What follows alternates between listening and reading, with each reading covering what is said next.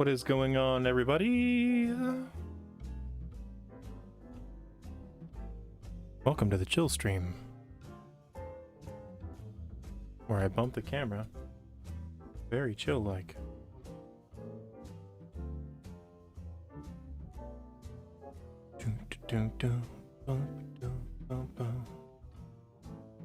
Well, we've got some new stuff to work on tonight. You might notice the Gynosphinx here. That is still on the docket, but you might also notice this big boy over here.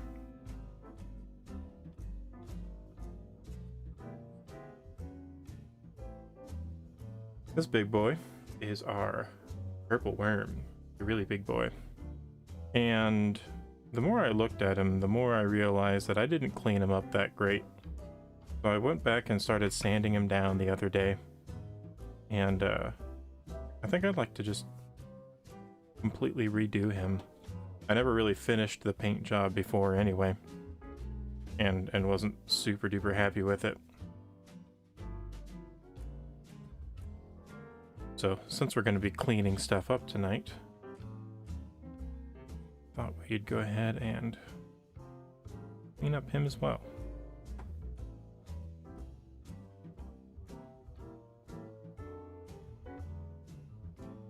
And actually, I think I'm going to work on him first.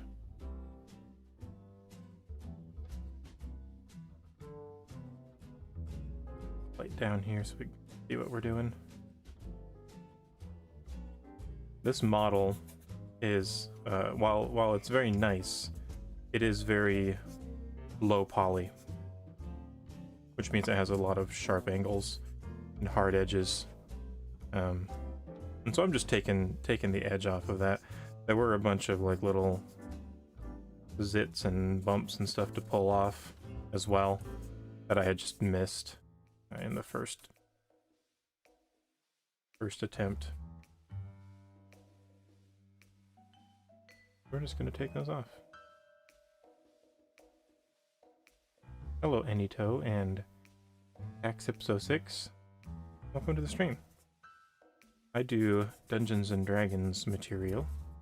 I'm a dungeon master, and if you're familiar with D&D, you'll know that there's a very low skill floor to D&D, but a very high skill ceiling. And I like to do all things dungeon mastering. Mostly I've been 3D printing and painting models for my miniature collection. I'm currently trying to go through the entire Dungeon Masters, not the entire Dungeon Master, the entire monster manual, and just make, you know, a usable amount of everything in the monster manual. There are a number of books. There's the monster manual, there's Volo's Guide to Monsters, there's Mordenkainen's Tome of Foes, that have a bunch of different monsters in them, but there really is a lot of material in the original monster manual. You don't need a lot of the other fancy books to play D&D.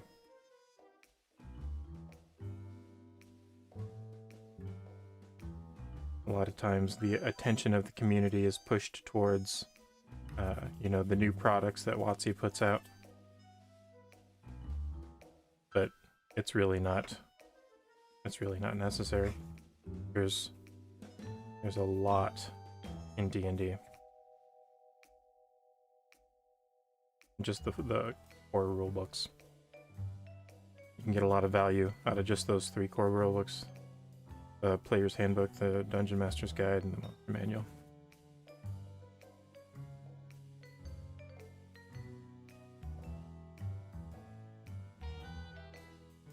Turn my noise canceling off.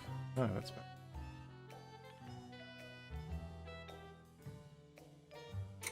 I'm gonna grab this makeup brush. Use it to dust off this old paint that's on that I'm sanding off.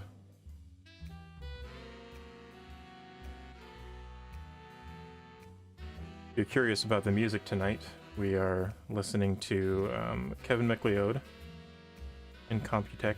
He's got a whole bunch of free, royalty-free music online. And Oh, it's actually on the little music ticker on my music ticker on the bottom left.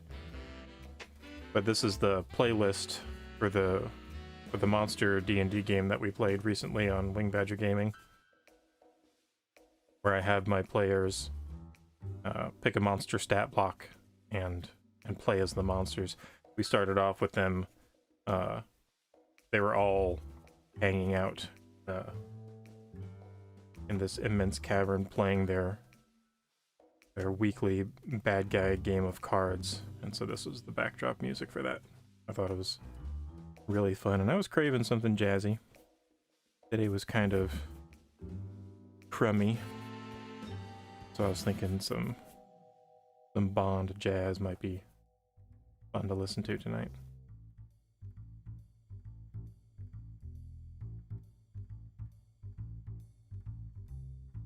This model is printed in resin. I use Anycubic's gray resin for this one. I have been printing stuff in clear, but if you see the gray right there, and the black is going to be the primer, and a little bit of white is the zenithal highlight that totally got painted over. And I am going to completely reprime this thing once we get it all sanded down.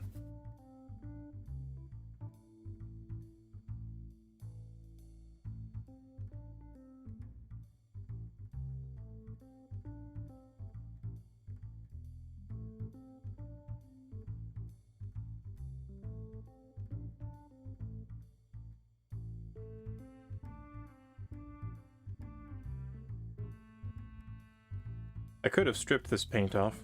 Acrylic paint actually washes off pretty easily.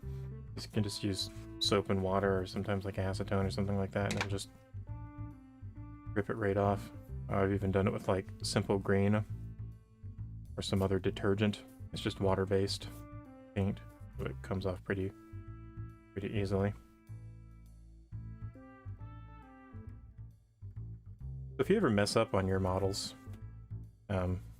you can normally repaint over things pretty easily.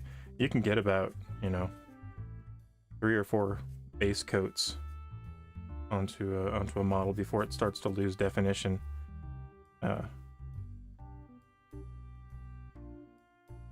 Maybe closer to 3. I haven't tested that extensively, but I have repainted over stuff, 3 or 4 times, and it doesn't really affect the integrity of the model. But this is like you can see all these high spots that I'm sanding down. I really want this to smoothen out. If you look down here, you can see a little bit of the shine. Just see like those angular marks there. Just don't like those. It really, I don't know, makes it feel polygony. This worm was this model was originally intended, if I remember correctly, to be printed on an FDM printer. And the resolution on those aren't nearly as high as resin printers. And so if it's only going to be a certain quality, you can kind of get away with a lower polygon count on the model.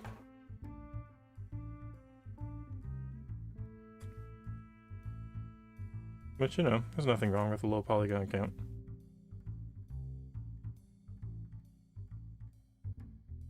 Sometimes I feel weird saying that I'm going for realism in a game of Dungeons and Dragons.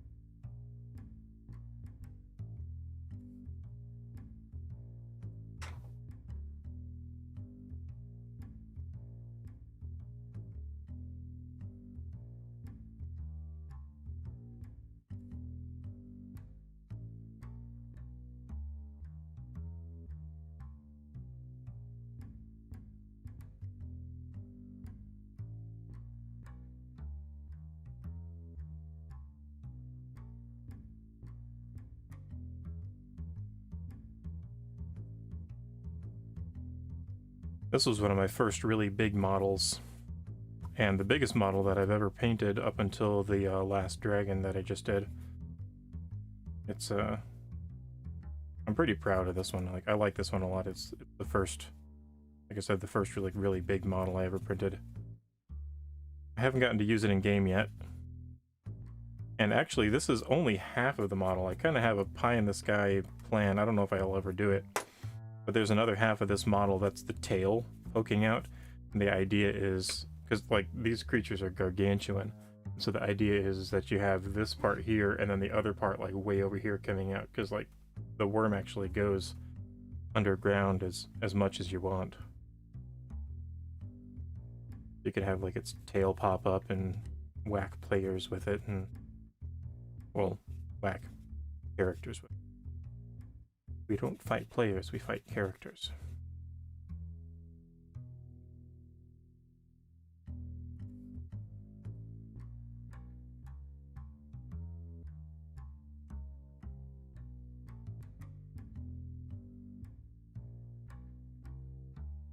I'm trying to think of what's been going on lately. My Thursday D&D game is on hiatus for the holidays, so I don't have a lot going on there. I do have a couple world building sessions that I'm going to need to do in preparation for the next game from January.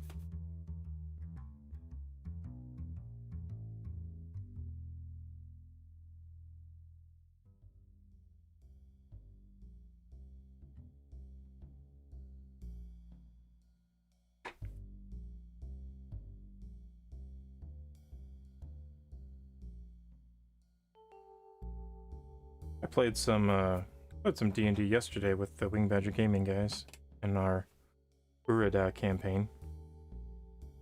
That's been really fun. I was really confused last session though. As a player, I didn't really know where we were going, and I felt a little misguided, like in party purpose. I felt like the session before that was really good, and that we kind of had a place that we were trying to go to. But this one, I feel like we just followed cues and didn't really, like, I had a lot of brain fog too, and that's not a great thing to have when you're playing D&D, because you kind of need to focus your imagination on, you know, what's happening. I try to be a respectful, engaged player when I play. But, you know, it's difficult sometimes. Not to be disrespectful, but to be engaged.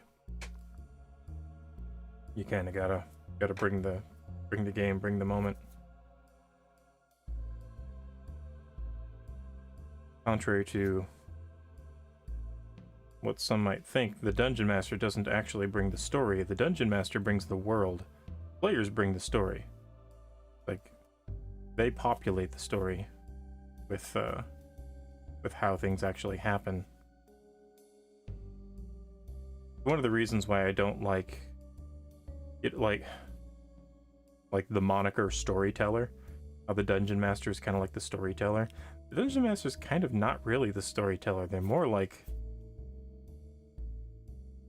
I don't know, like the facilitator almost. That's why I like Dungeon Master or Game Master, or Referee even. I know some tabletop role-playing games call that job the Referee. Because storytelling is like, you know, everybody's supposed to be a part of the storytelling. The players in a Dungeons and Dragons game, they don't just sit there and passively consume the game. I mean, you can, but that, you know, you're not really bringing a lot to the table, quite literally.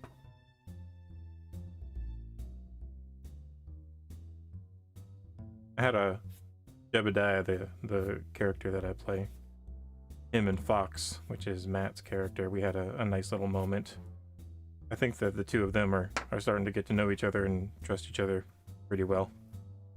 Which is fun. I enjoy their interactions. Jeb's kind of like a bit of I would say a father figure. Hey, GMV, what's going on, my nerd? But he's really more of like a a grizzled uncle than a father. You know, he's not going to tell him what to do, and he doesn't have all of his stuff together. Oh, nice.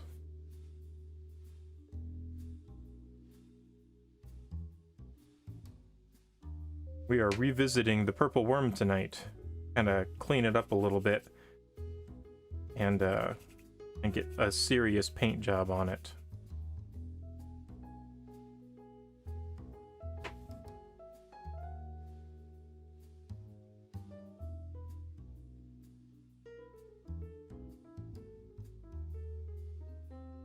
And I've just been rambling about D&D because, you know, there's so much to talk about with D&D.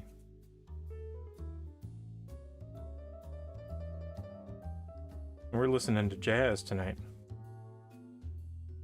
This is the playlist from my monster game where they all start out playing cards together to kind of like introduce their characters and stuff.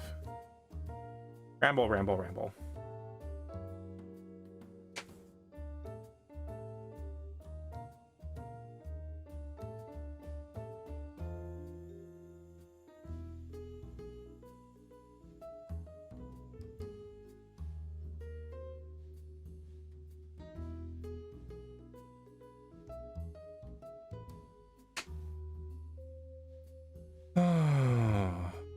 Got a couple little bumps down here.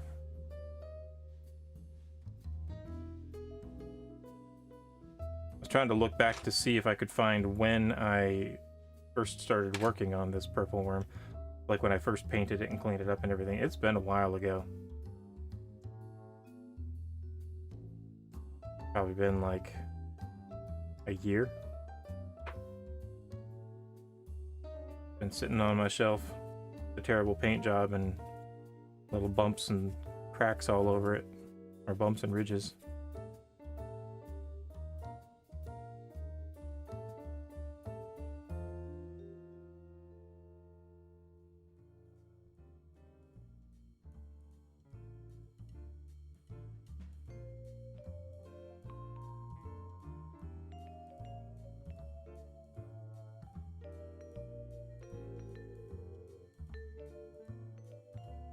I've seen some little pieces of foam with sandpaper adhered to them that are really nice for getting around corners and stuff. I wonder if I could make some of those. Obviously not tonight.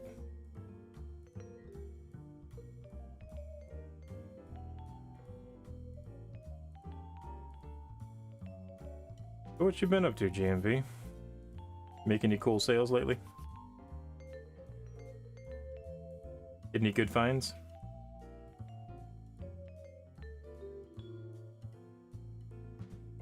Also, more importantly, did you decide on a plot focus for your new campaign?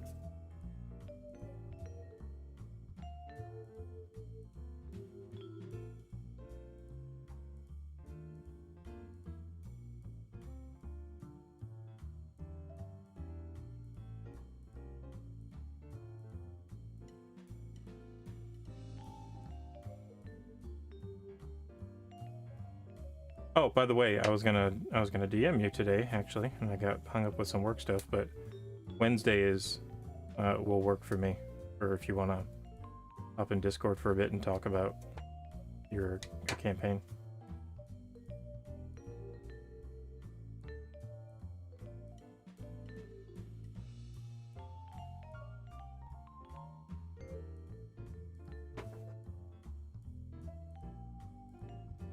Ooh. Darker campaign, huh?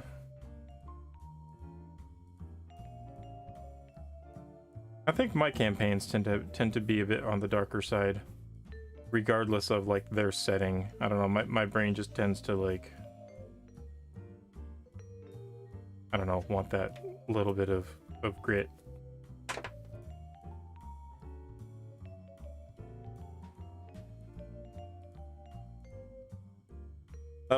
That'll pose a nice challenge to kind of like give everything a bit of an edge, put teeth on everything.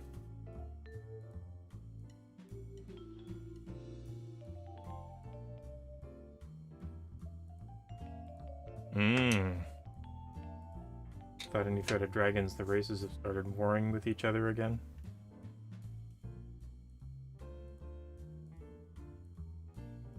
Oh, also, I forgot to mention, if you're on YouTube, you can participate in the chat by going to twitch.tv/washpernello and watching the stream there. I currently have YouTube comments and chat turned off just because I don't have a way of moderating both of these and piping both of the chat in here. Maybe if my YouTube following gets bigger in the future, we'll just move over to that primarily. That seems to be the trend that everybody's doing, but for the time being, we're over here at Twitch. Oh, thank you. Thank you for the follow.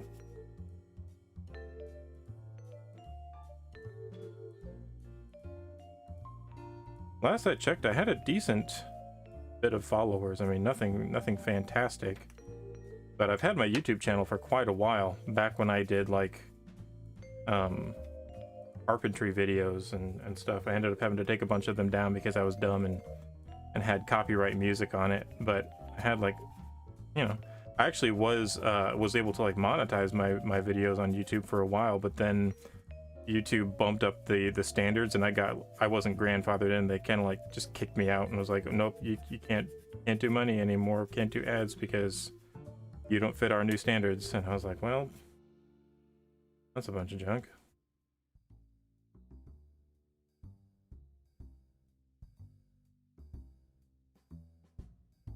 Thinking of 3 different ways to start a campaign. These are all at the town square to witness execution of a notorious bandit leader. And launch a rescue operation. Regard the safety of the audience. Heads down with the bandit. Characters practice it. Okay, that's cool. That's a good way of hooking them in. One rainy spring evening, while all the PCs are in a tavern, the door bursts open in the night, leading a company of soldiers comes to muster all bodied people in the area. War is coming. That's, you know, gonna produce potentially some conflict depending upon which way your characters lean. And 3, a traveling carnival has rolled into town. Decided to check out the attraction. Motion erupts and you realize that you're in the path of an freed angry beast. Its trainers are to be found. Are the only who can stop it from charging into the sound book.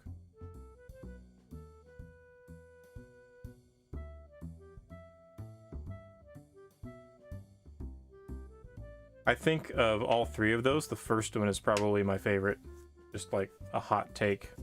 I really like the idea of there being like, you know, if there's already war going on between, or war brewing between the races, and there's tensions and everything, like a public execution seems like a good, stupid political way of trying to fix a problem, but it would just cause a lot of conflict. And that could be a cool backdrop of like letting the players decide where their loyalties lie.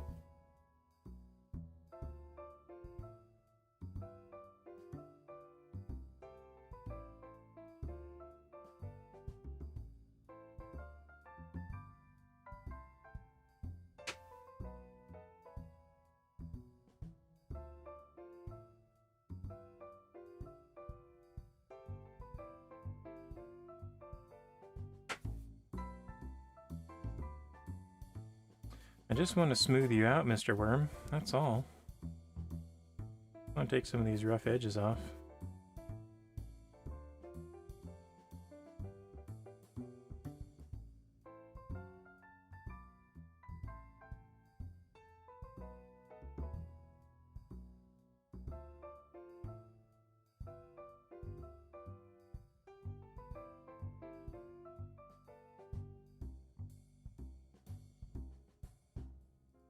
I also like the night one because that puts them in direct conflict with the current authorities. I'm a big fan of putting my players into into situations that don't necessarily have like a good or bad right or morally right or wrong decision. I just like to put them in like difficult scenarios and see what they do. Oh, they're gonna have already picked the characters that they're gonna play, for the most part anyway. Barbarian Cavalier. Oh, that's right, you guys are doing Pathfinder. Druid, Bard, Witch, and Wizard. I'm interested. Yeah, good to have the moral imperative.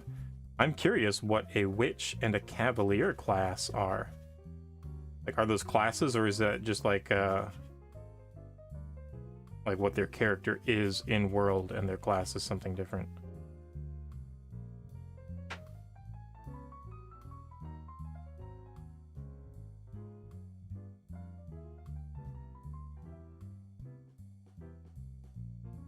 I'm not a witch, I'm your wife.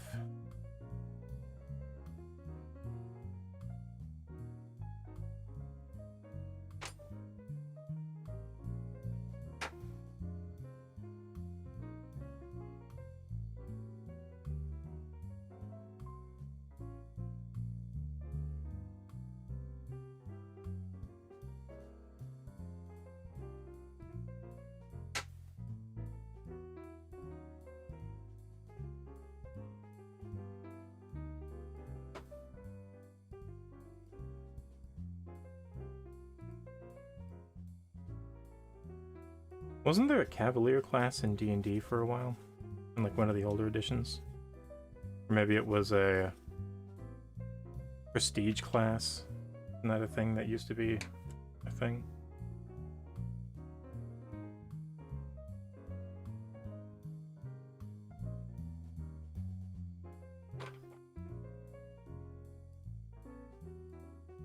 Talked a while ago to the person playing the witch. In this campaign, our wizard slept with a disguised hag. Little did he know she got preggers. The player playing the witch will be his offspring. That's cool. For you viewers who are playing D&D,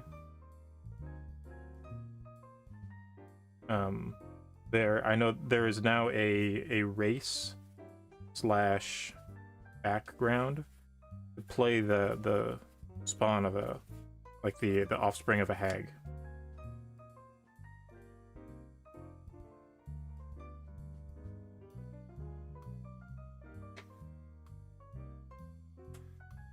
I'll have familiars that keep their spells. Main thing is they cast boon or buff hexes.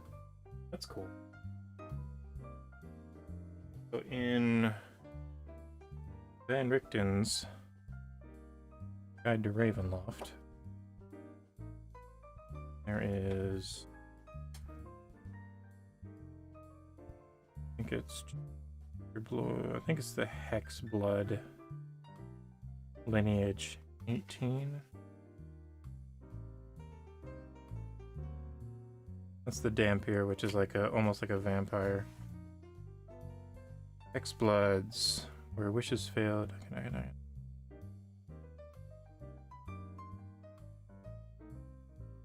These changes evidence a hag's influence. Ears that split and forked points, skin, a lurid shade. Yeah, so the Hexblood one is is like a hag spawn for the race.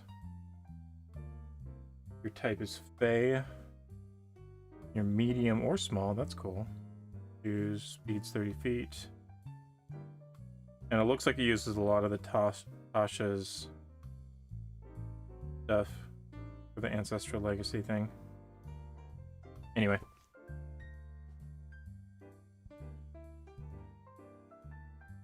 Play 5th edition and you're interested in playing a hag character or hag child.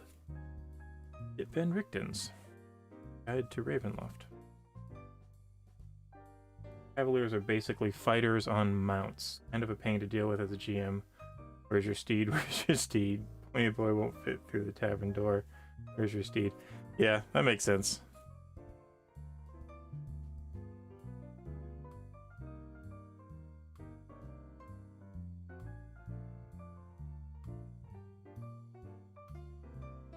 Just make it magical and have them use the Find Steed spell, where they can just summon their steed to them.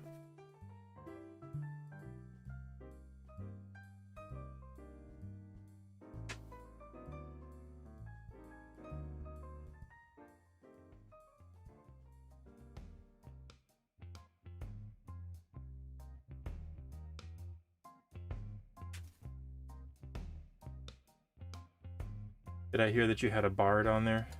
Do I remember saying that? Yeah. Barbarian, Cavalier, Druid, Bard, Witch, and Wizard. I'll play a stupid class. You get a normal pony. Good day, sir. Nice.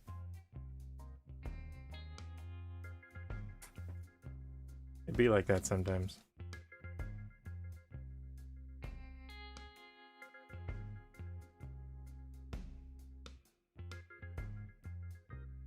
I'm sure as the dungeon master, though, you would at least somewhat take it into consideration.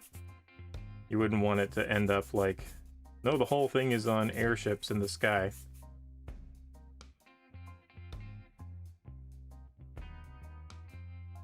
A la the whole ranger with their favorite terrain, and they make their favorite terrain the woods, and it ends up being in the mountains the whole campaign.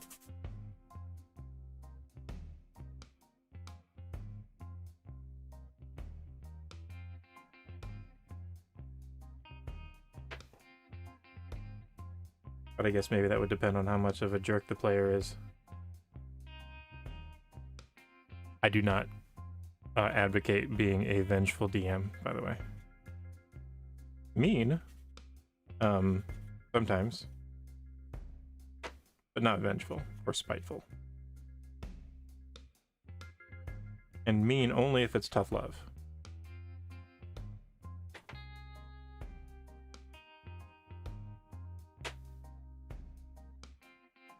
Thinking of giving the barbarian a warhorse, though.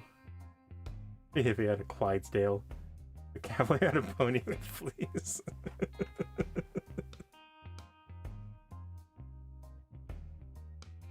A Goliath barbarian on a Clydesdale sounds amazing.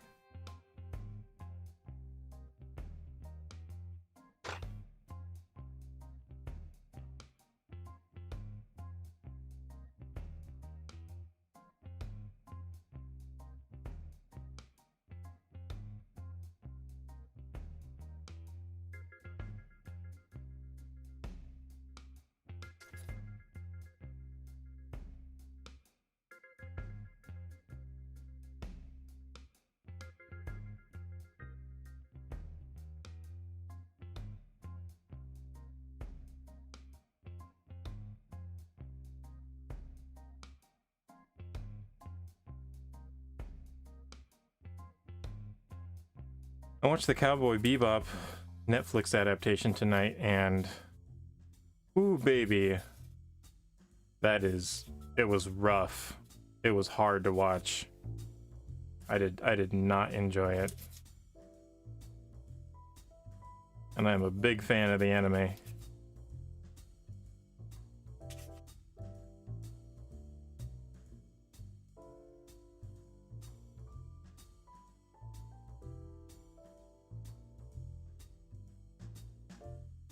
I've not watched The Expanse. I've heard really good things about it, and my brother, my older brother, has watched it and really advocates for it.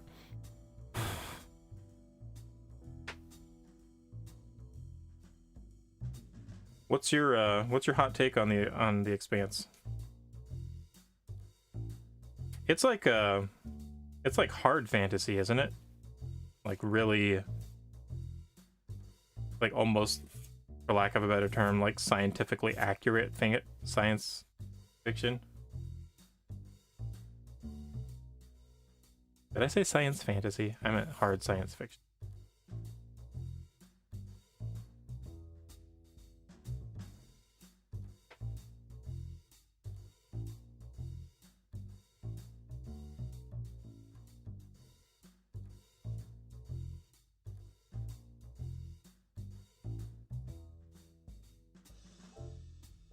Like, I think he was telling me something about how, like, gravity works. Like, their artificial gravity is just their ship constantly accelerating at 1G.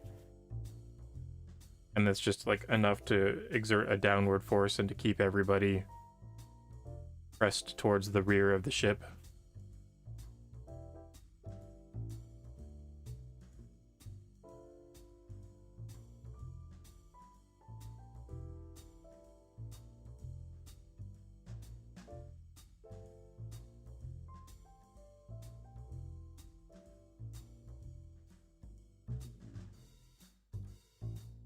Oh, nice.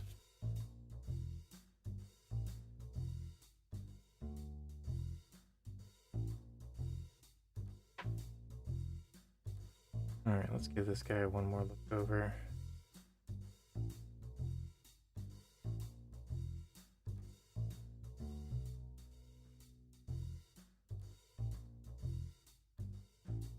I think I want a little bit of love up here.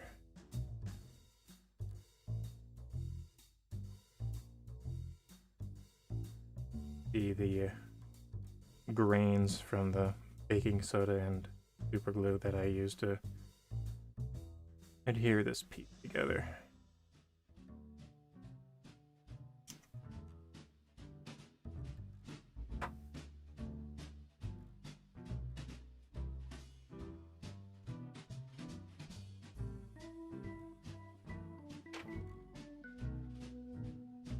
Okay.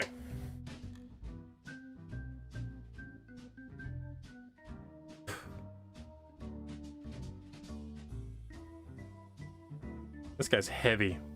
All of these pieces is like 1, 2, 3, 4, 5, 6 pieces, I think. And they're all hollowed out, but I filled it full of sand, and then I plugged it on the bottom.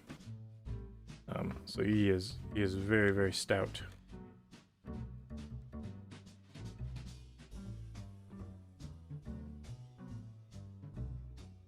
Funny story. The Expanse was canceled after the first season on Sci-Fi. One of the actors went to a party at Jeff Bezos' mansion. No one outside the cast knew that they were canceled yet, but the actor told Bezos, a huge Expanse fan, literally made a phone call right there. Amazon picked up the series for 3 more seasons. Interesting.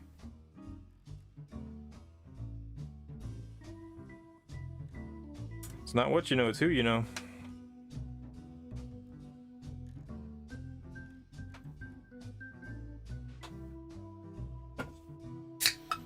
Plus, I mean, what's Bezos gonna do with his money anyway?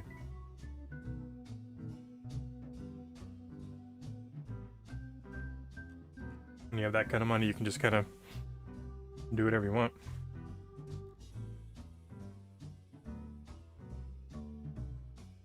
It's not like he's gonna run out of money if he spends it.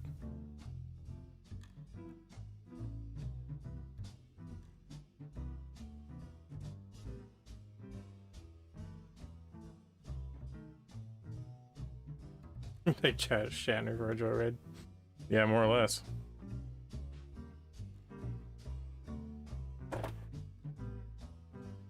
Okay.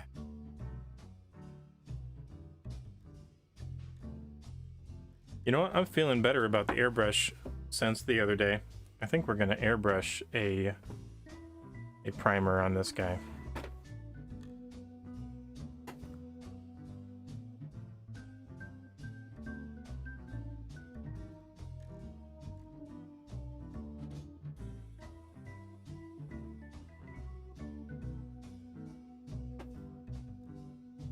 Where is my flow improver? Flow improver.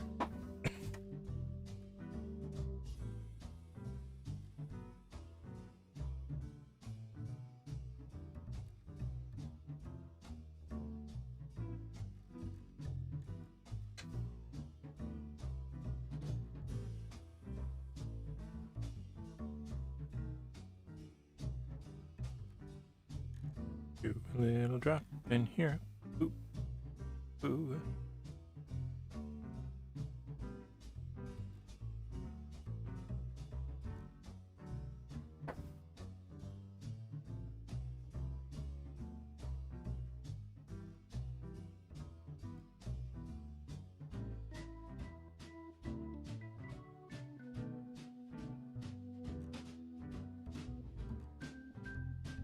You know, one of these days I think I'm gonna pick up Starfinder again and do a sci-fi game.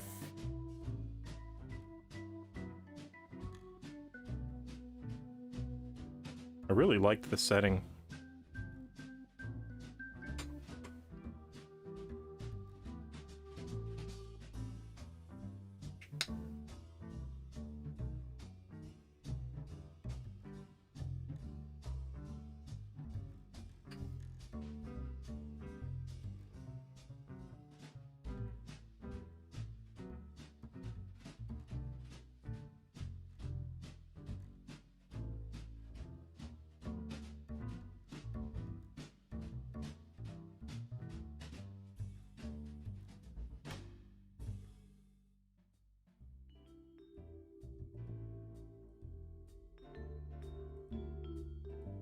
Yeah, Starfinder was the first tabletop RPG I ever played.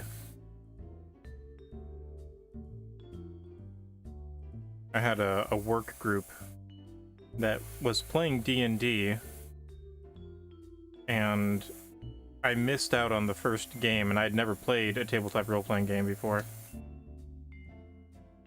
And then when it came up again to start a new game, because that one kind of fizzled out after a while, like a year or so later, they were kind of burnt out on fantasy and wanted to try something science fiction, and I was like, you know, I really wanted to try DMing. I was kind of getting into it and stuff, and so he bought the Starfinder book and let me borrow it, and I like read that thing cover to cover, and forget the name of the adventure. It was like the starter adventure for it, and it went okay. It went off the rails really quickly, and I made a lot of newbie DM mistakes, but I got into it pretty whole hog. I like really got into the lore, and like I have 1, 2, 3, 4, 5 of the books. And in true to DM fashion, or GM fashion, I guess, in that system, I like bought all these books and didn't hardly use anything out of them. And the tradition carries today.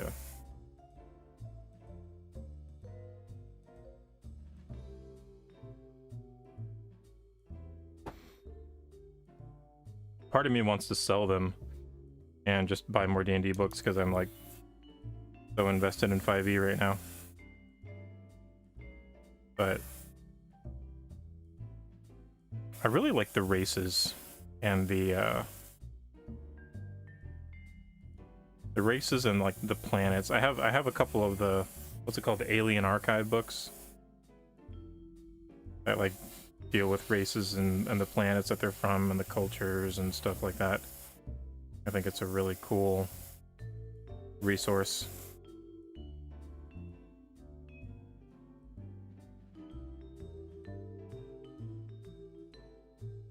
It probably wouldn't be too difficult to port them over to 5e either. The classes and the gear and stuff is really what would like mess with 5e math more than anything.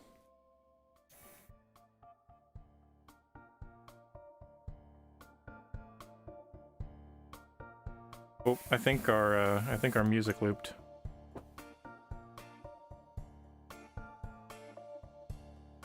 Hey, Grubbug! How are you doing tonight?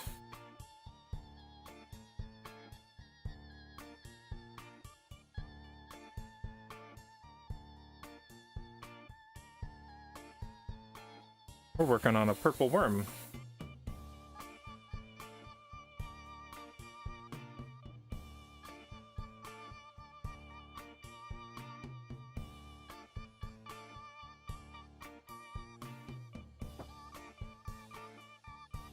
I need to change this music. I am feeling... What am I feeling? I'm feeling something crunchy.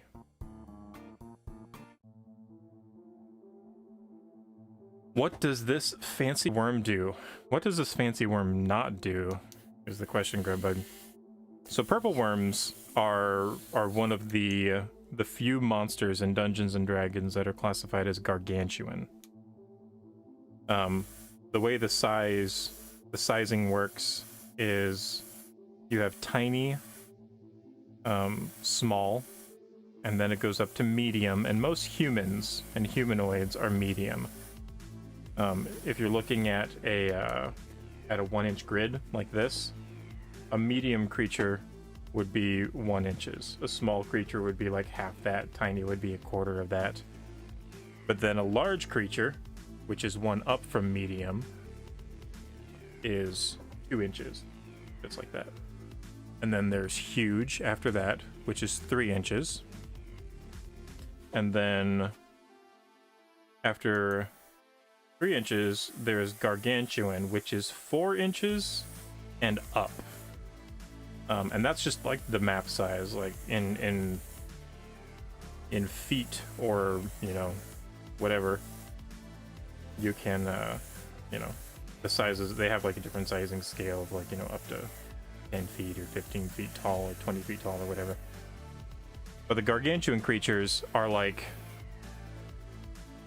I guess it would be 20 feet tall and up. So it could be something, the size of a building. It could also be something the size of the moon. Like that's just kind of how gargantuan works. A lot of gargantuan creatures almost become their own fixtures rather than creatures.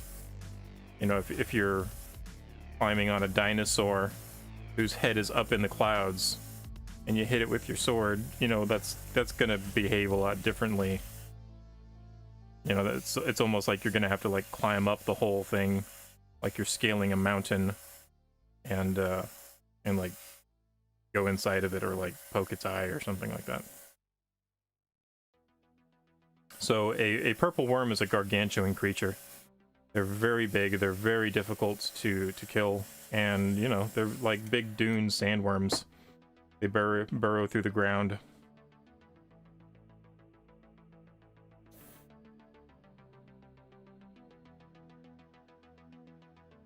I think I have the stat block up. I was pulling up the reference image. But this one I printed and painted a long time ago. It was probably about a year ago. And I don't know, I wasn't very good at it. And I didn't clean it up very well. There was like a bunch of little bumps on it. And I wanted to clean it up nicer. And so I've been sanding it smooth and taking some of the hard edges off of it. And gonna give it a proper paint job. See if I have that stat block up still. Yeah, there you go. 247 hit points, has a speed of 50 and a burrow speed of 30. That's interesting. I didn't realize its burrowing speed would be slower than its movement. So that means it can like snake across the ground faster than it can burrow through the ground.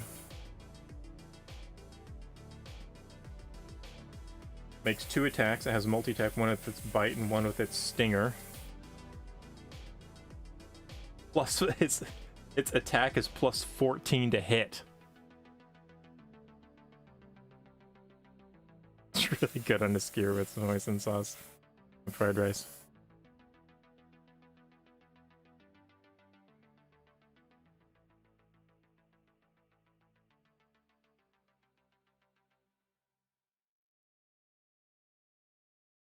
Amazing. Plus 14 to attack is no joke, though. That means if it rolls... Well, a 1 on an attack would be a critical failure. And wouldn't hit. But that means that if it rolled a 2, that would be the lowest it could hit, it could do is a 16. Which is... a lot.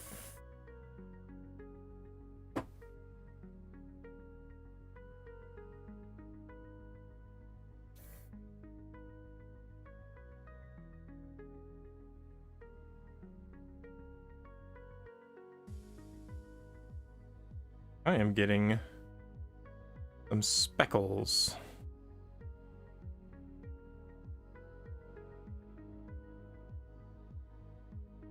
Need to clean off the tip of my paintbrush.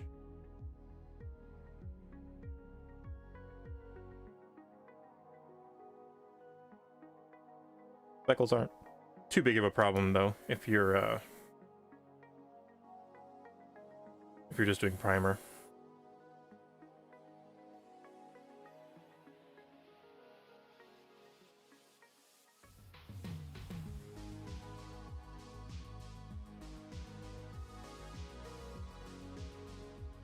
I've yet to actually use a purple worm in one of my games.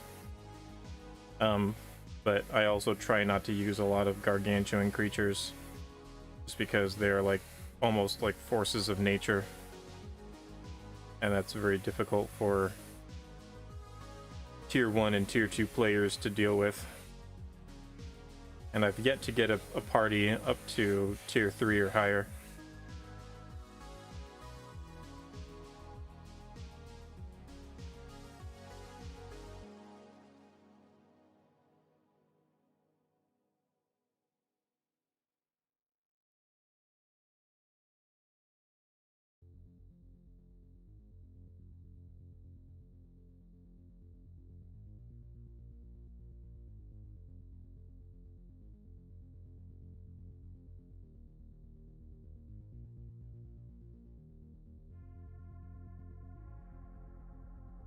That's reskinning, folks. This ain't an ordinary purple worm. Oh no, this one has speckles. The fabled speckled purple worm.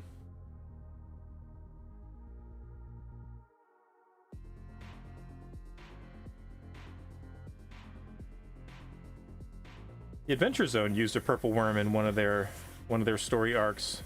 Actually, really good effect, if I might add. They had this one story. Well, it would just be like a story arc where they were in a city that was locked in a time loop, and when the clock struck 12 or struck a certain hour at the in the town, this massive purple worm would burst up through the ground and destroy everything, and then time would reset, a la Majora's Mask, and then they would be like brought back to the beginning of the town, and it was almost like a mystery. Like they had to figure out what was going on and why this purple worm was attacking and stuff. That way, you know, they were kind of tier 2-ish, I think, at that time in their levels. They were probably like level 6, level 7, but that way they could, like, you know, go up against this purple worm and attempt to do something with it. But really, that way, like at that point, it was more of like a fixture than it was a monster to battle and fight against.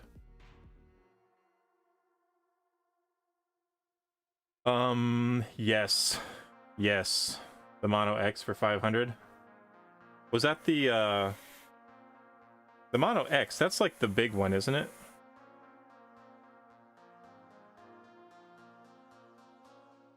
They have some of their first gen printers for like $99, but the monos, they print in like a third of the time. So it's like, if you care about, you know, the difference between a 3-hour print and a 9-hour print, you really are better off getting, you know, trying to get a mono if you can.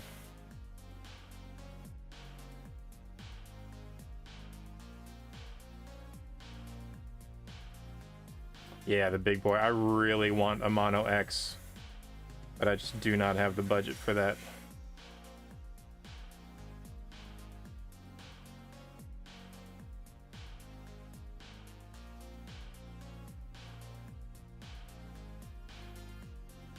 I definitely have to, like, make money with it to justify the purchase cost. I'm too low income to be able to afford $500 for just my hobby, like a hobby thing.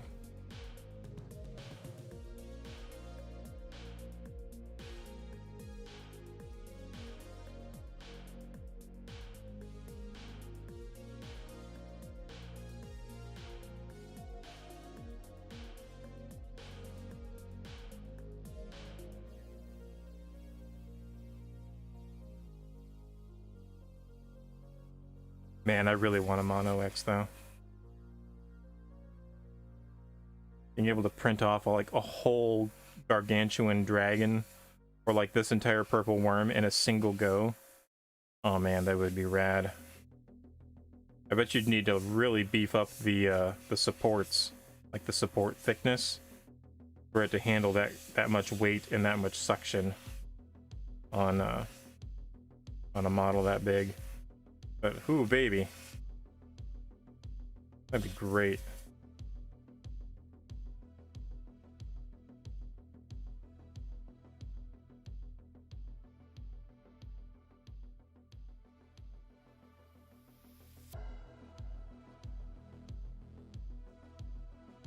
So Grubbug, did you ever look into those free D&D rules on Wizard's website? Or is D&D still just a fleeting fancy for you?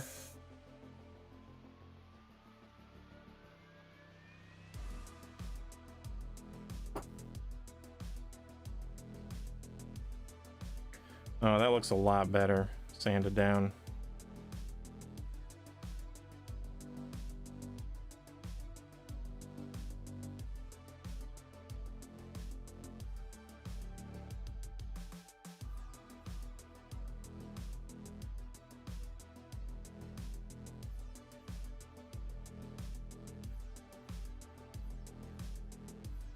I'm just trying to hit in between these spikes. It's a weird spot to get.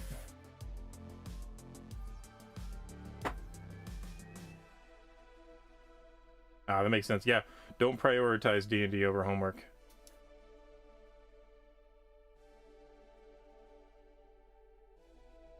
Now sleep. We can definitely prioritize D&D over. I'm just kidding. I'm just kidding. I am not being serious with that. You need your sleep.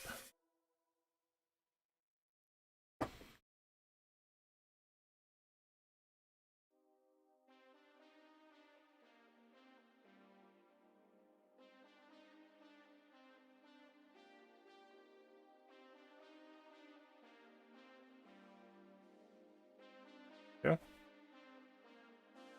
I did it. Have to put it on a credit card and then end up paying $800 for it by the time it gets paid off. I only need 8 hours of sleep a day and another 10 at night.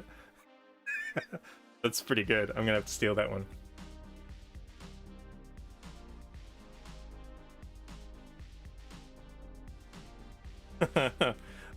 That's a dangerous path.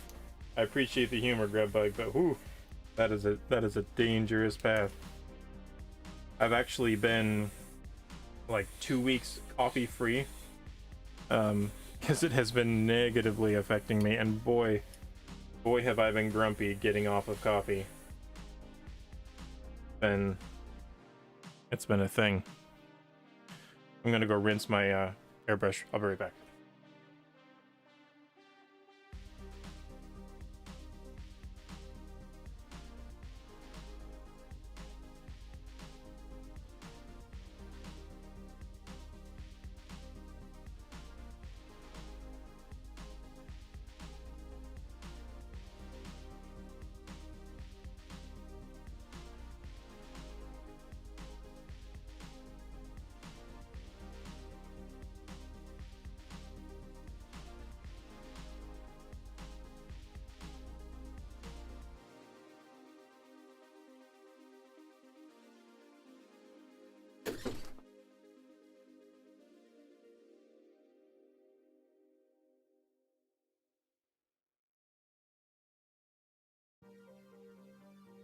I've been witnessing my coworkers delve down the path of madness.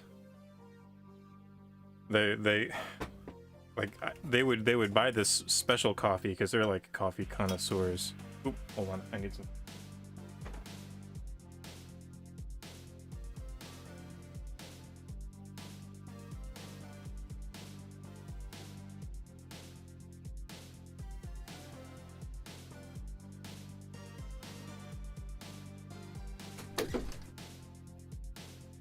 Anyway, I've got nothing against them for drinking coffee, but they do get into like these weird, not really weird, that's not the right word.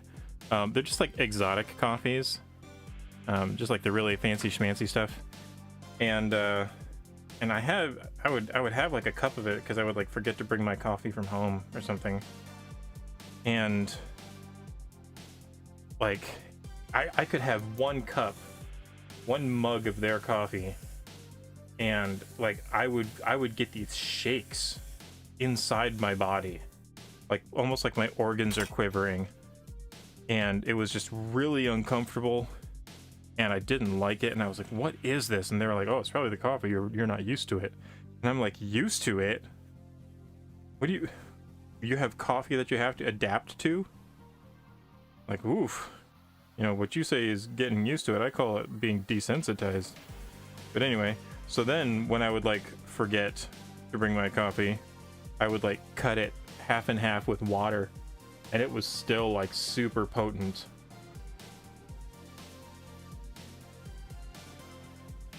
Blackberry sounds nice.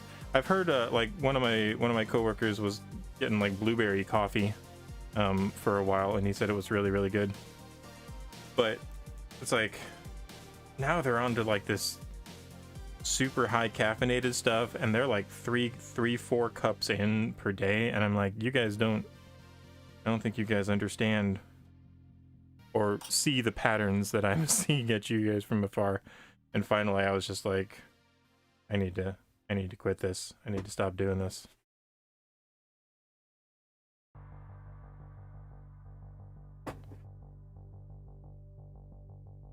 So is that like the coffee itself that is that flavor, or is that like creamers? Because I know with some coffee connoisseurs, like creamer is a sin.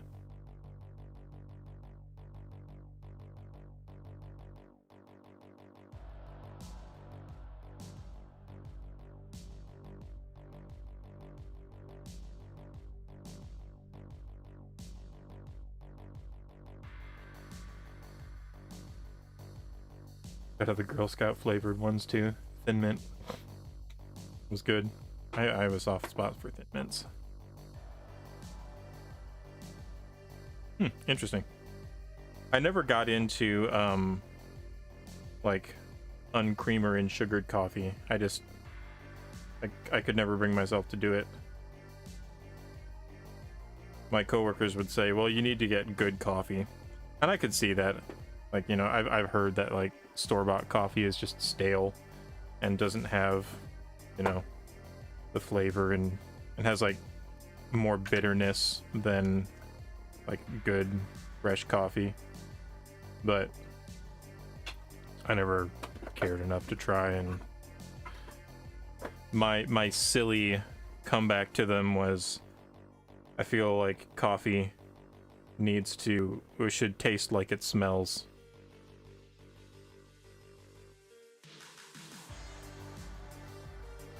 And unsweetened coffee is a dirty, rotten liar. But that's just, you know, that's just coffee banter.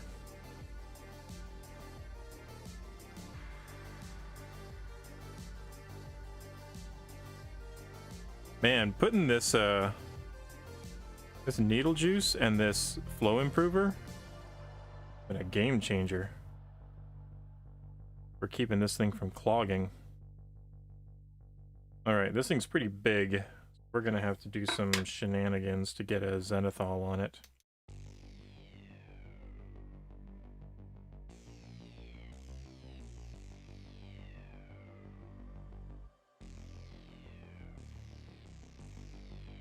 Okay, that looks good.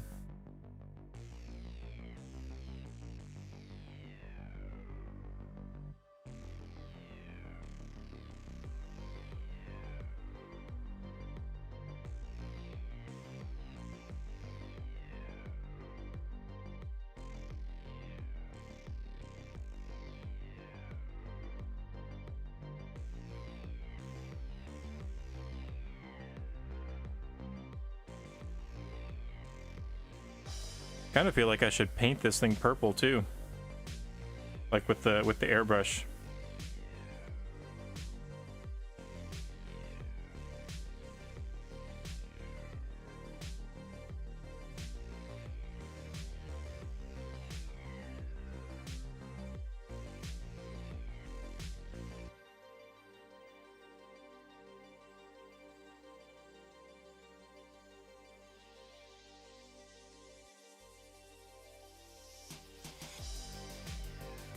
getting more bold with the airbrush.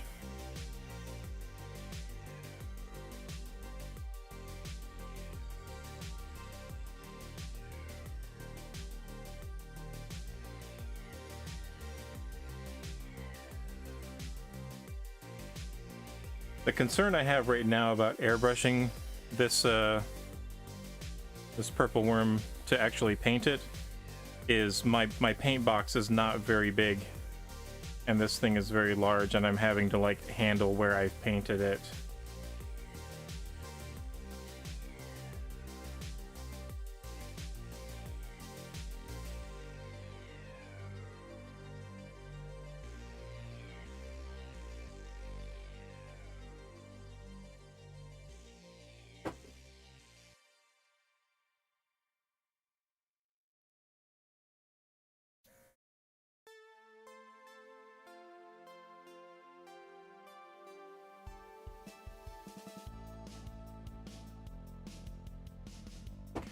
I suppose I could try it out.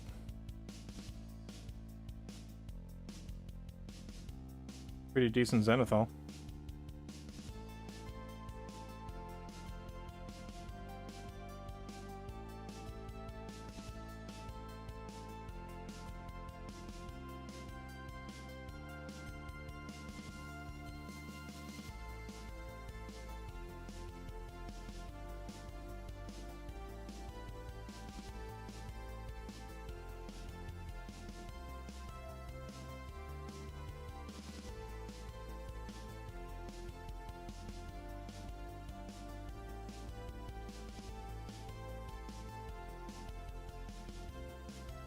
All right, let me go rinse this out real quick.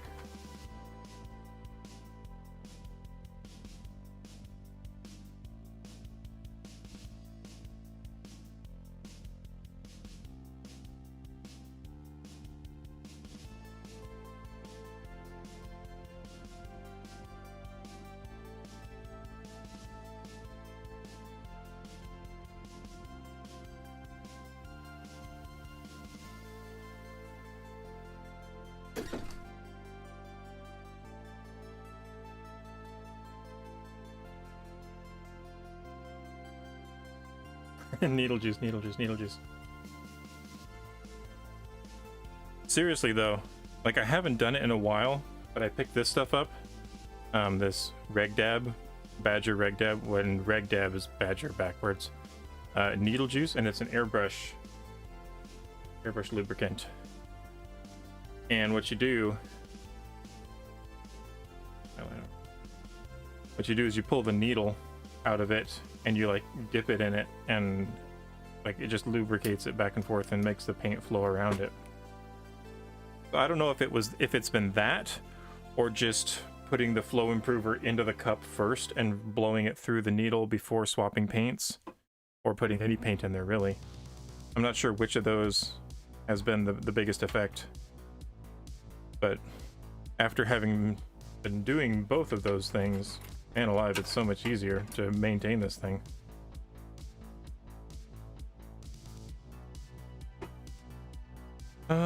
Okay, so let's look at paint. Get you out of here for a second. So we're definitely a very stark purple. I'm thinking this guy. If we look at our image over here, and then probably going with the buff, with the brown.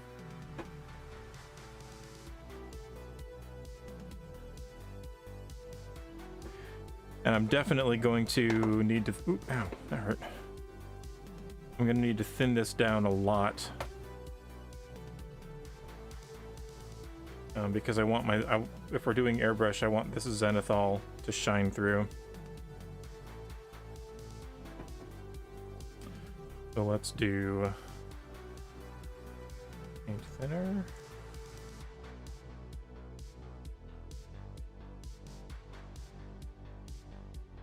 And then we're going to do some purple.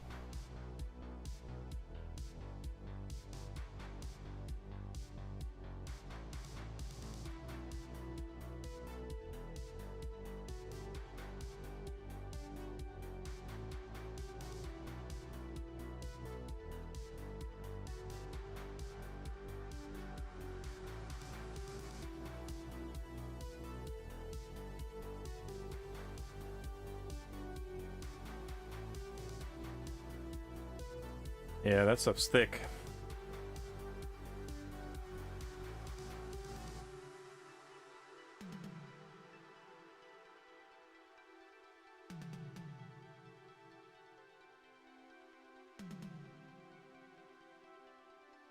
I've got a purple wash that I can put on this stuff now, too.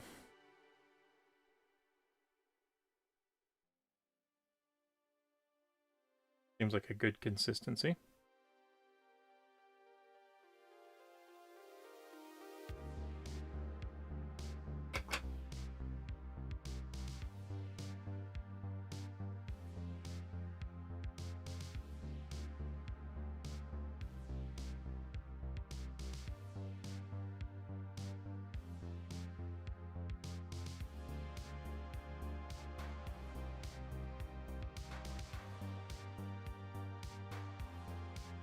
Come on.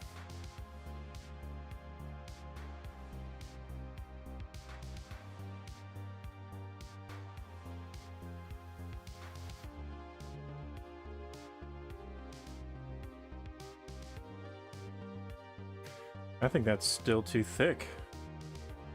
Getting a little sploppy. And I put a bunch of flow improver in here too.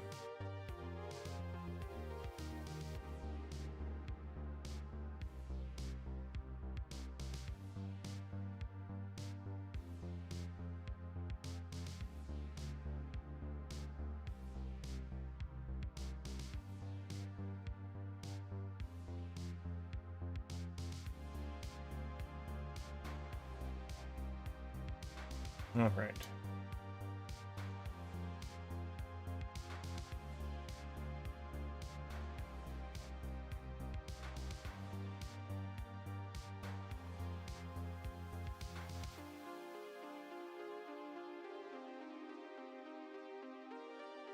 Yes, that is correct. I'm really needing to thin this stuff down. It's really thick.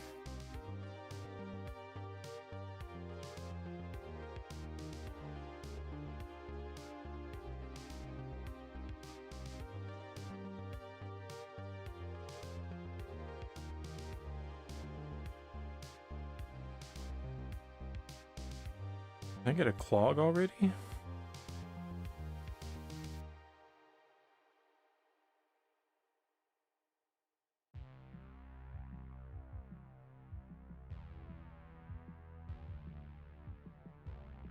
Huh? There's a little bit of dry paint on the edge. Protector cap on it.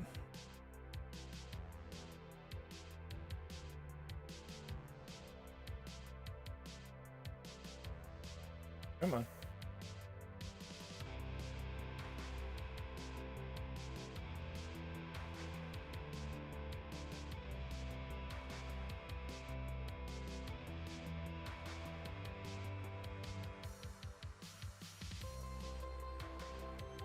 I'm not getting anything, GMB.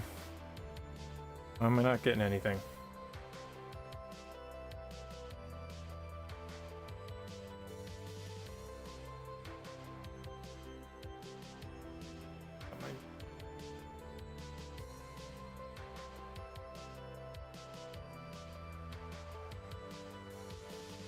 Still just way too thick.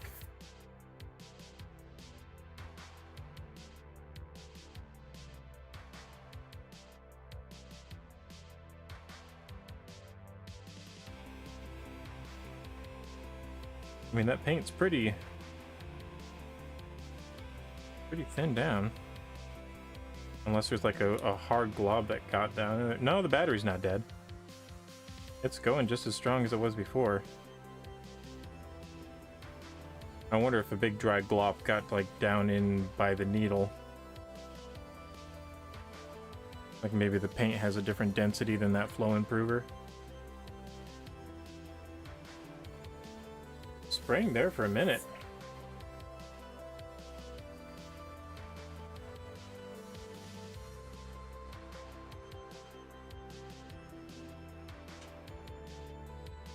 It doesn't look like the needle's getting dry.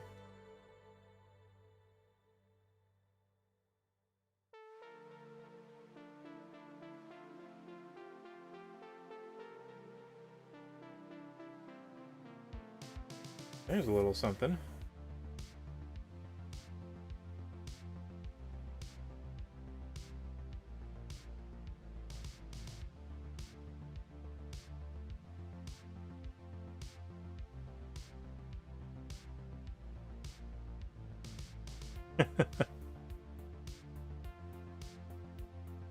I was gonna say, you know, at this point, GMB, you gotta be careful what you recommend because I'm liable to try just about anything. I think I'm getting some dry tip, is what's happening.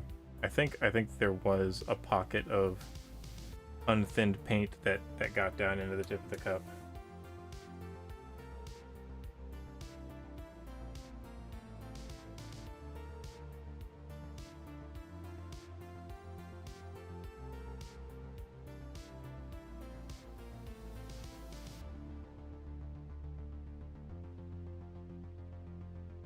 I'm not sure how to resolve that without emptying this whole paint pot out and cleaning the needle. If I go like that, nothing's like... Normally a little paint will inch out.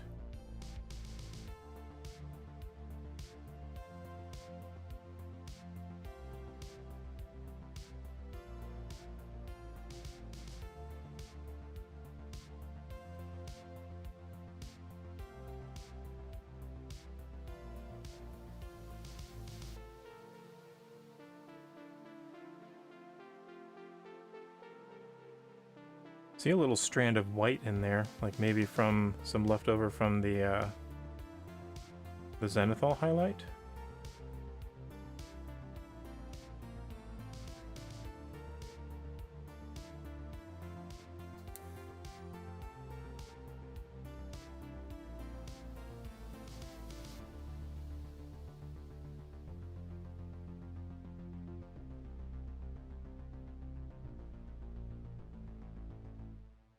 Okay, now we're getting somewhere.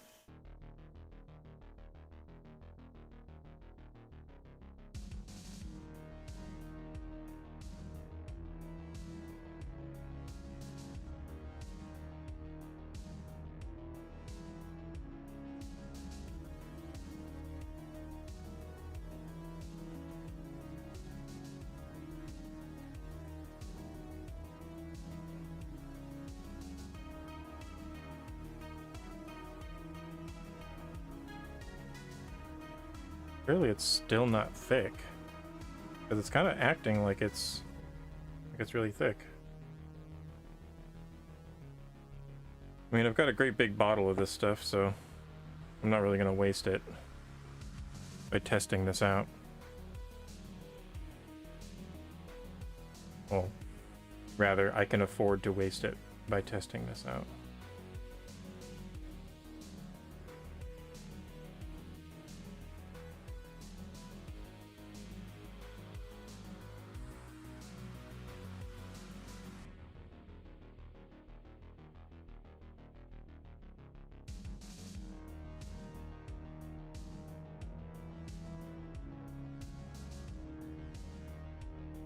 Okay, now that's actually starting to behave a little bit better.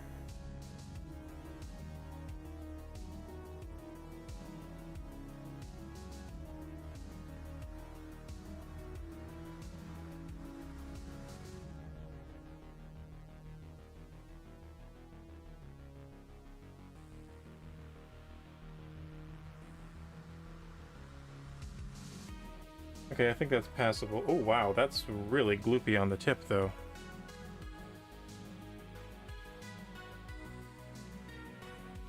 I do not want that. Voice is coming out.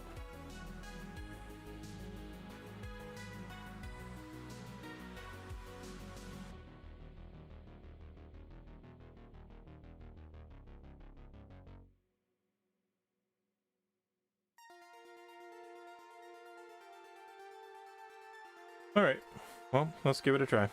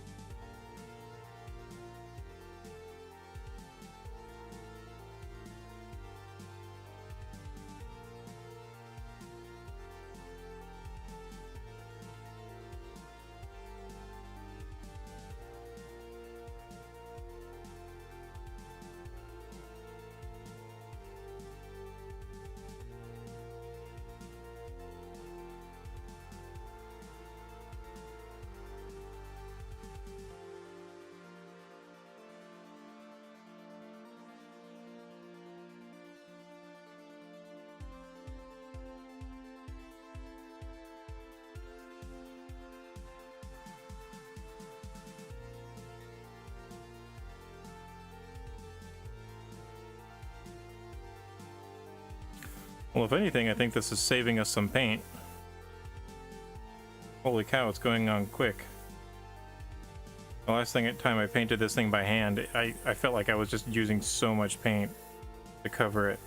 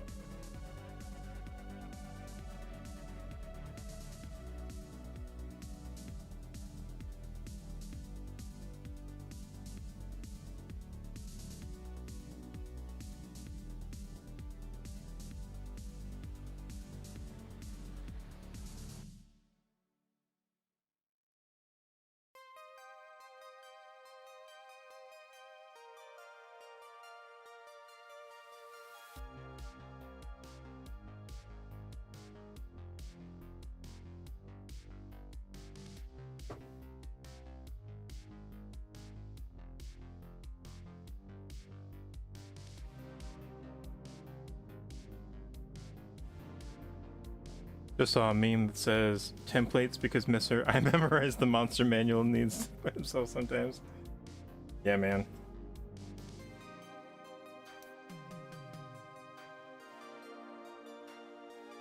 For all the players watching, don't be that player. If you've memorized the monster manual, don't metagame. Stay in fiction. Stay in character. Tell a cool story.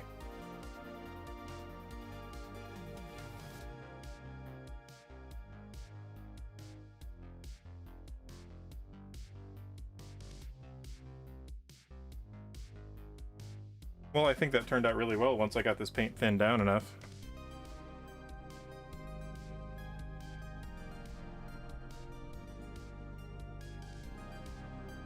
I like how much more vibrant this one is than the previous one I painted. It's a new purple. The other one is a different purple, like a different paint. And I think some of the Zenithal stuck.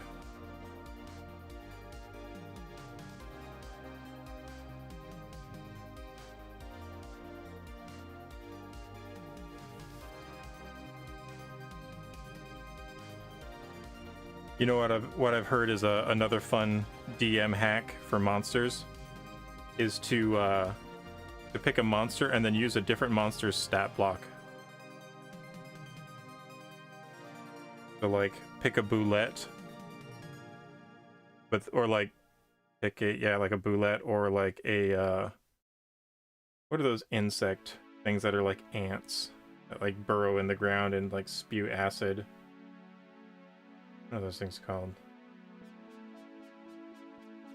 on kegs. That's what I'm thinking of. Like, get a couple on kegs, but give them boulette stat blocks. Or like, get a boulette and give them an on keg. Give them an on keg stat block.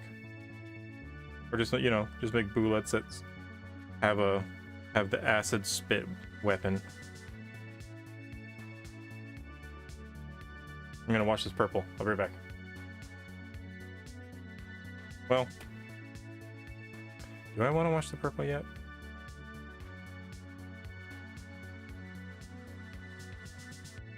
Yeah, okay, so I thought about that. That was intentional because I thinned this stuff down anyway. And if I shake the whole thing up, then you know, I shouldn't have to mess too much with thinning my paints when I put them on my wet palette. Because I use the Flow Improver as a bit of a paint thinner anyway, and it's worked pretty well for me. I don't know if it's as nice as acrylic paint thinner or not, but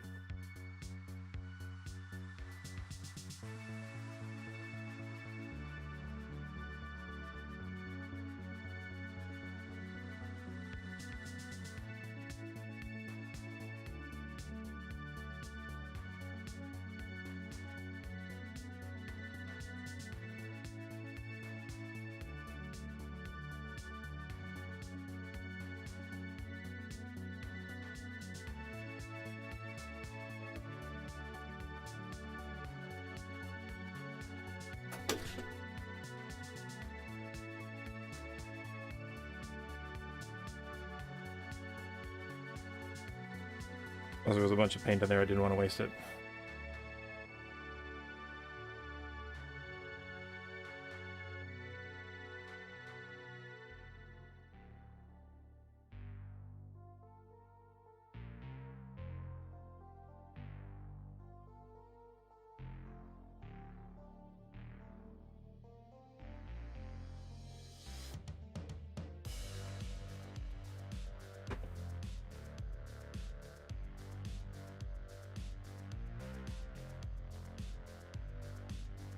Alright, so now we just need to do it again with buff.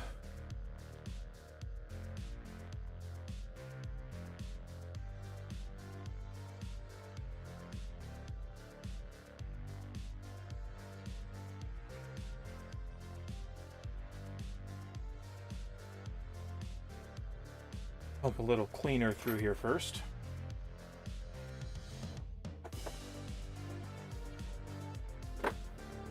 Just a little bit.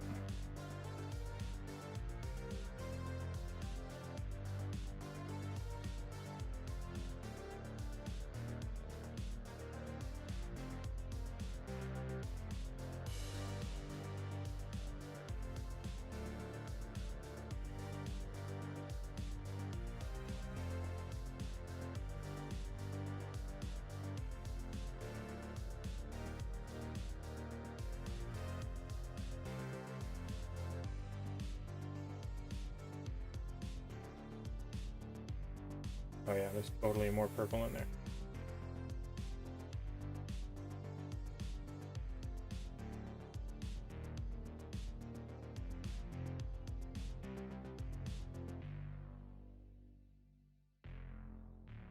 Nice.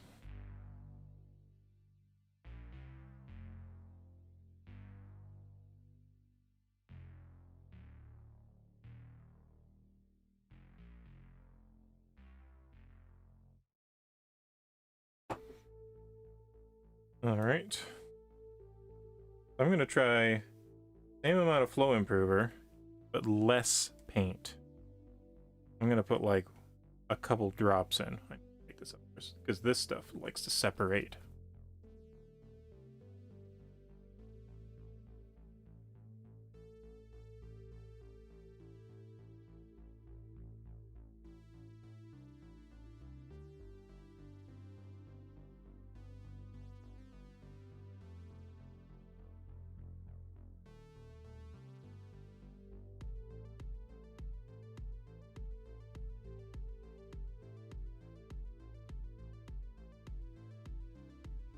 And that stuff is definitely more buoyant, or less buoyant rather.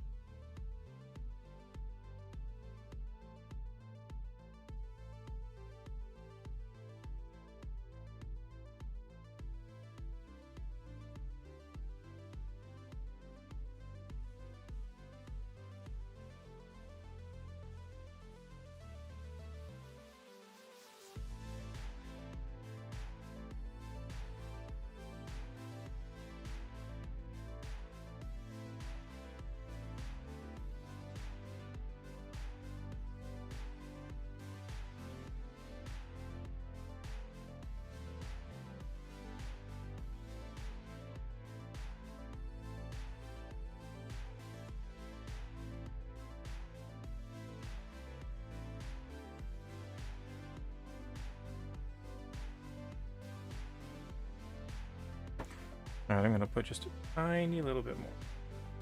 That is almost like a wash.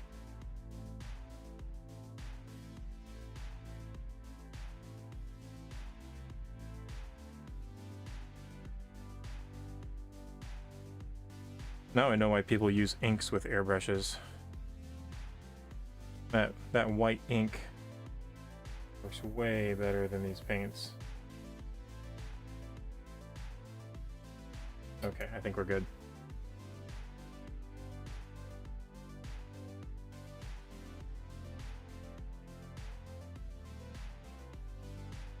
Now the trick is going to be to angle it so I don't get any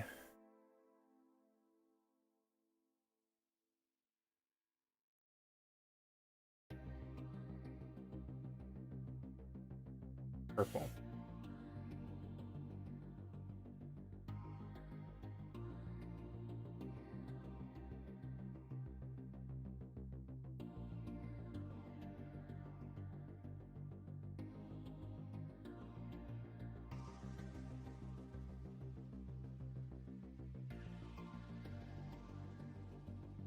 Uh-oh, my battery's dying.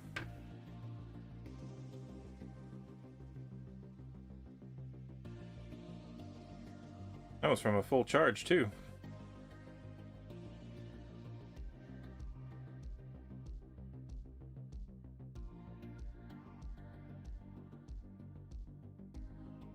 Reggie. I gotta ride your airbrush.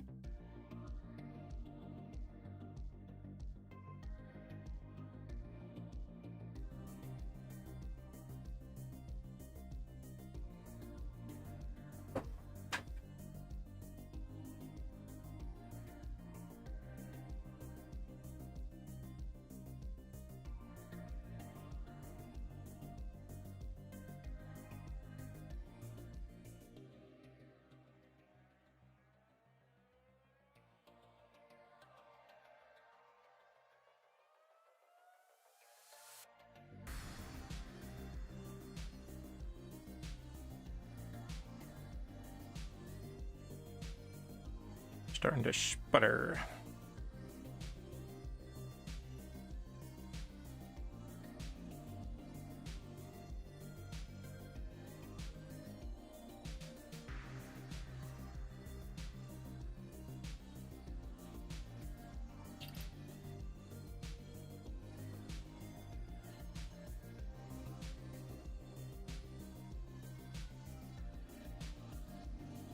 Alright, it's probably got a little dry tip. It does.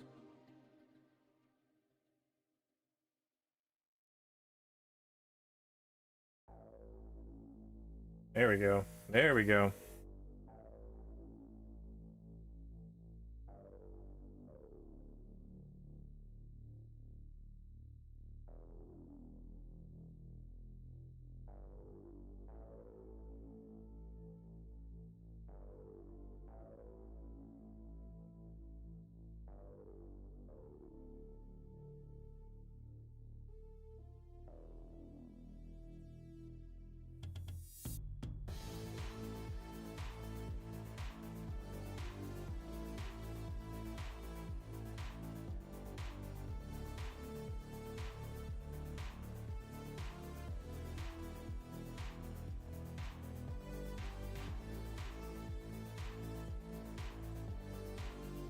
Oh, it went on a little thick. So I'll just have to do some washes to darken it down.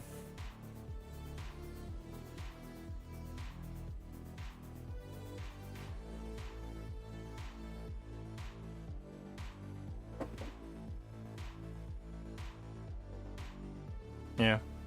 It went on thick and it like the paint itself was a little too thin. Man, airbrushes are a balancing act.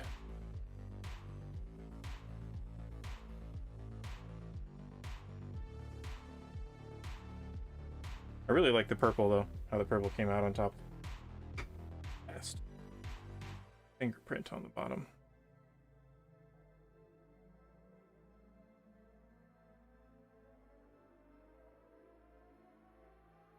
Alright, let's go rinse this out real quick.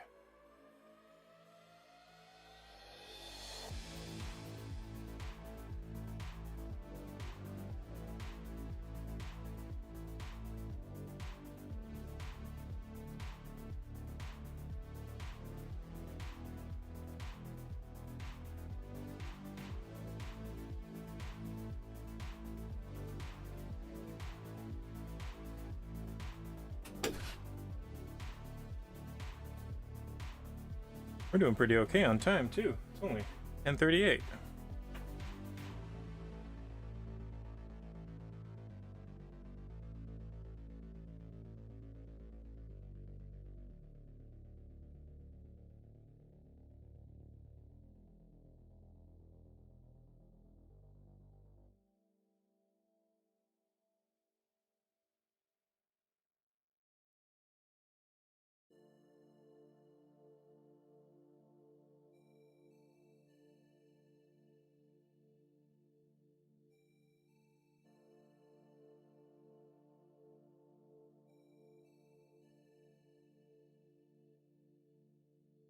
All right, where's my cleaner?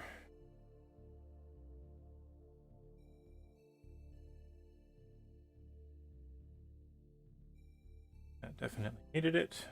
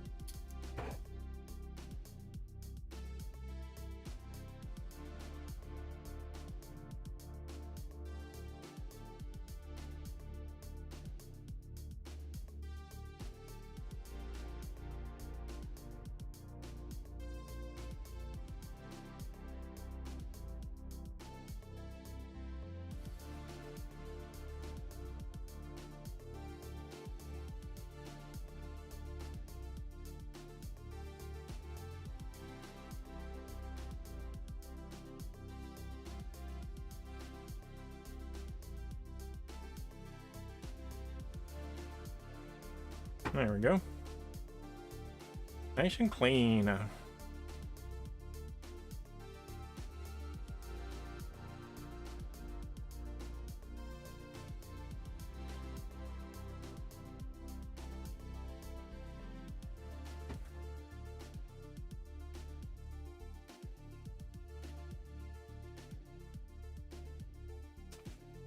Sure.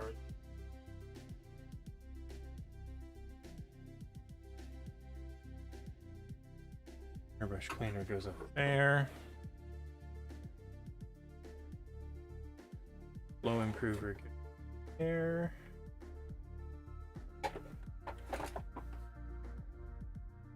Buff and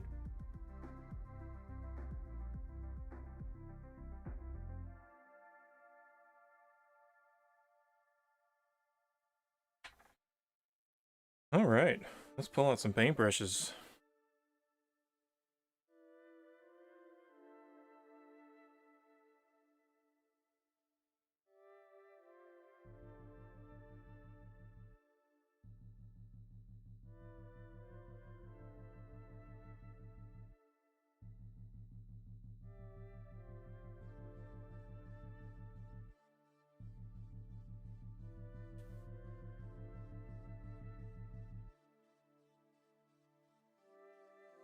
Let's do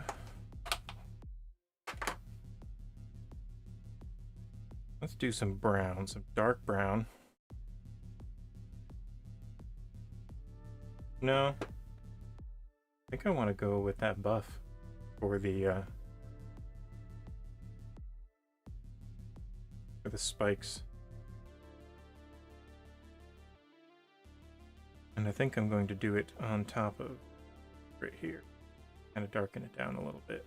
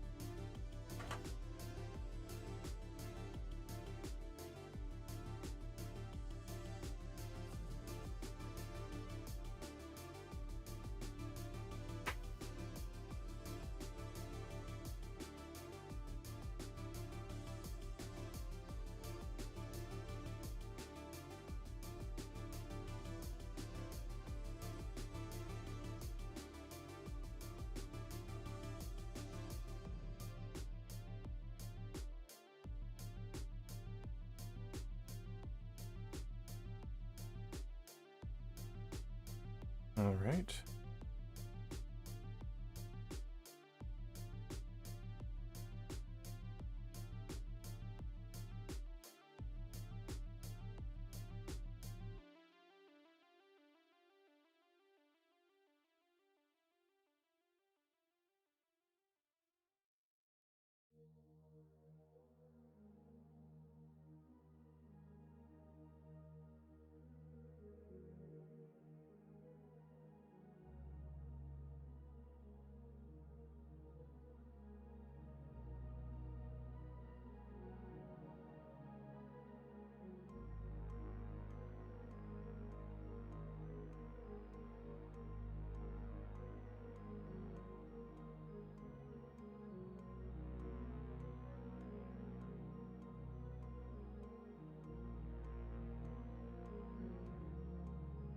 Adding this second coat of paint on top of the previous one has given it like a little, maybe it's just the airbrush that hasn't dried completely yet, because it kind of maybe feels a tiny little bit tacky, but it gives it a little bit of a chunky feel. But I almost like that. It makes it feel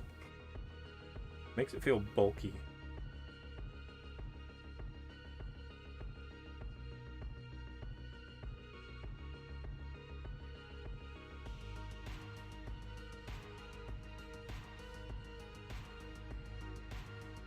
Dang it.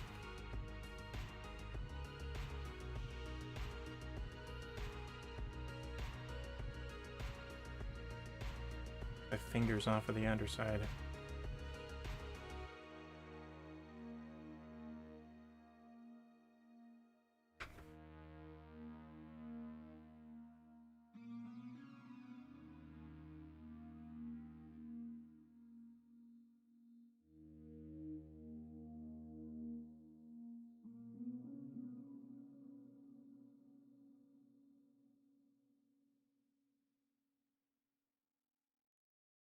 I'm trying to stay off this little ridge around it because I want it to look like the skin that's like almost like a cuticle, like poking up around the spike.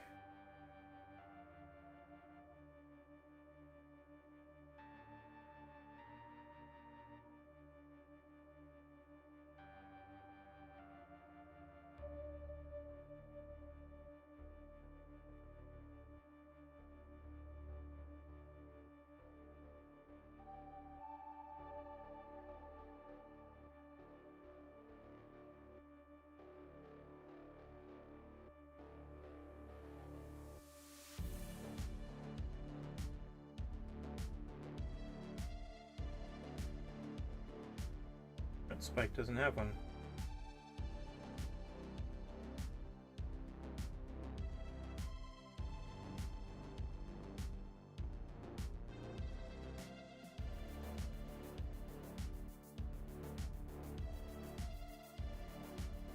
The Bidoof.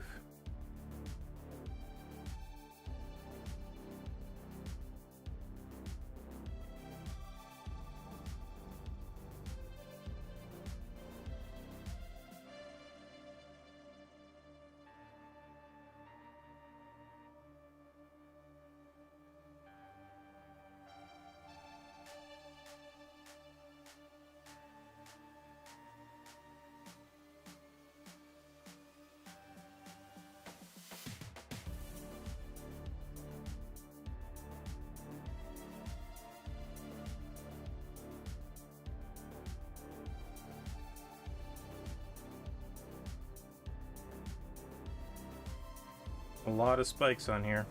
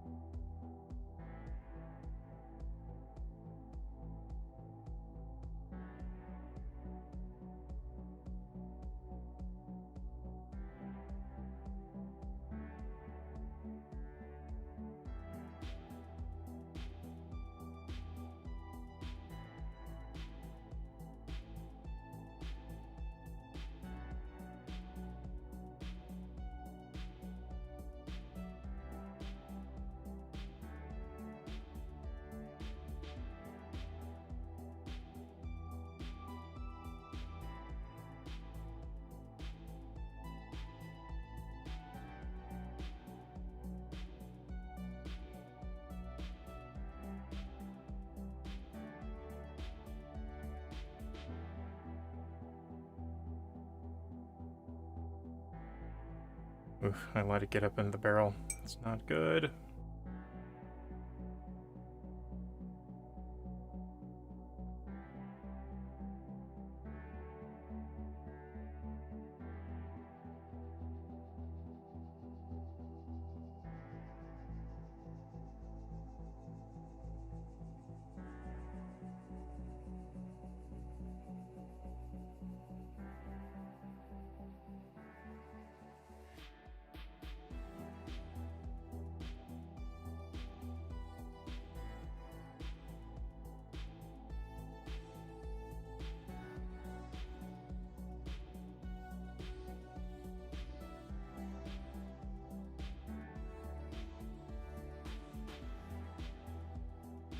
Thing's heavy, y'all. Arm's actually getting a little tired holding it up.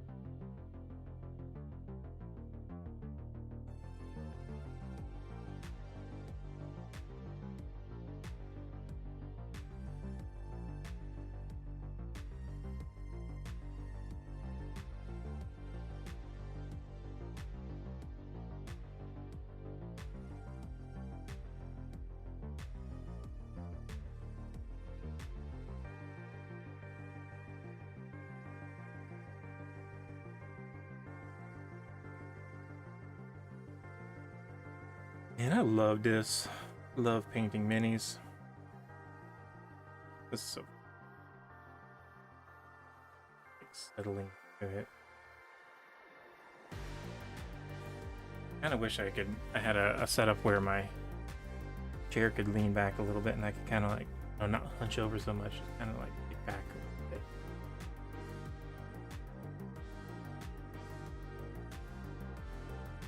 That out. Might need to do like a different camera angle.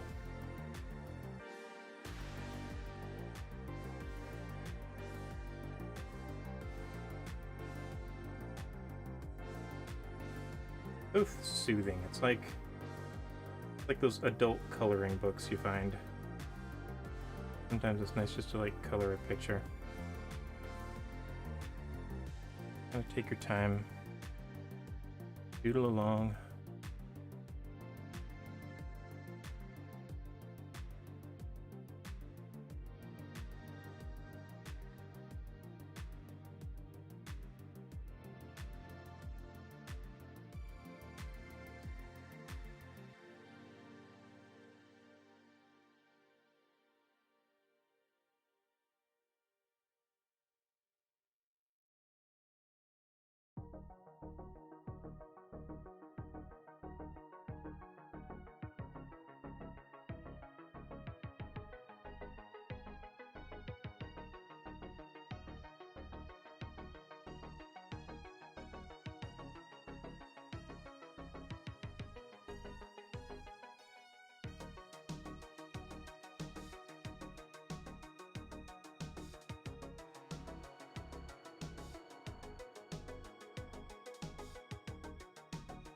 There we go. 1, 2, 3, 4, 5 more down the back.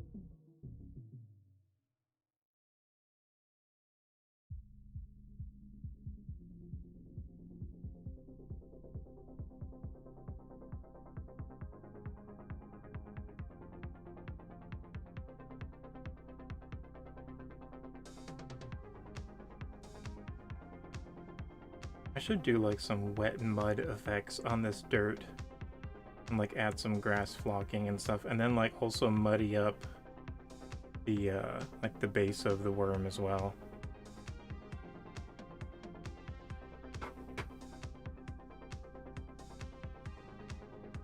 Maybe even put like some blotches of grass and terrain like on the edges of the spikes.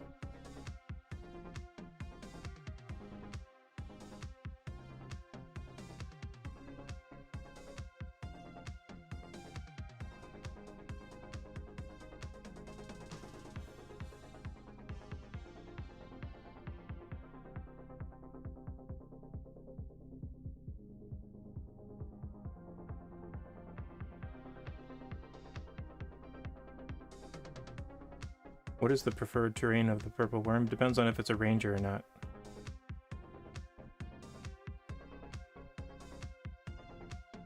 I honestly don't know. I kind of figured they were like location agnostic or like biome agnostic, but I don't really have anything off the top of my head that I can base that off of.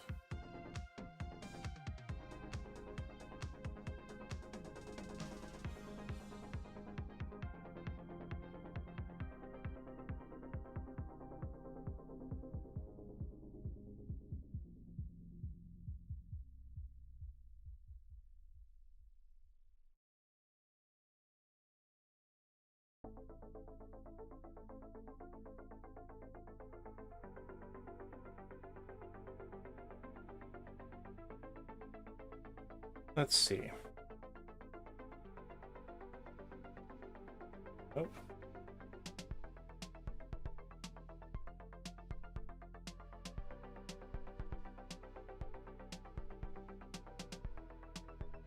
Where is that purple worm stat block? The monster manual, page 255.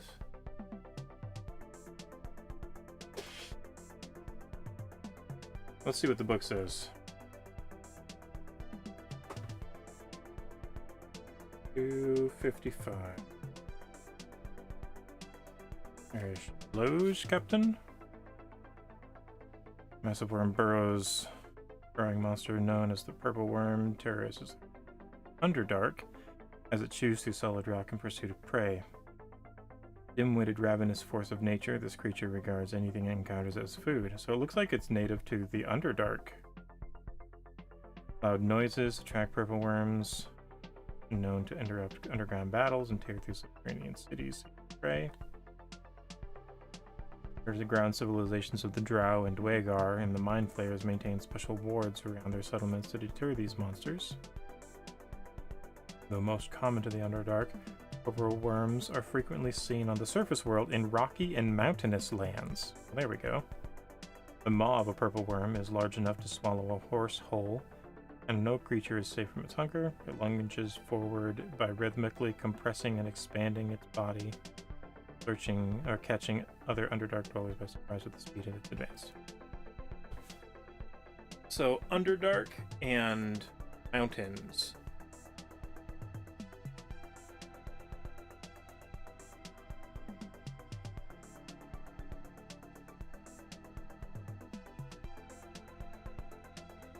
So maybe less grass and more just rock and stone and rubble. Dirt and mud.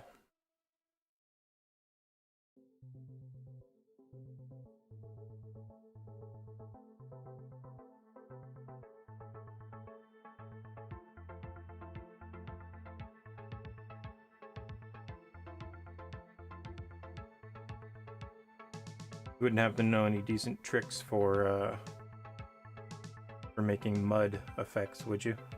I know there are some technical paints for mud. And I could do like some sand and some like small rocks to give like some texture.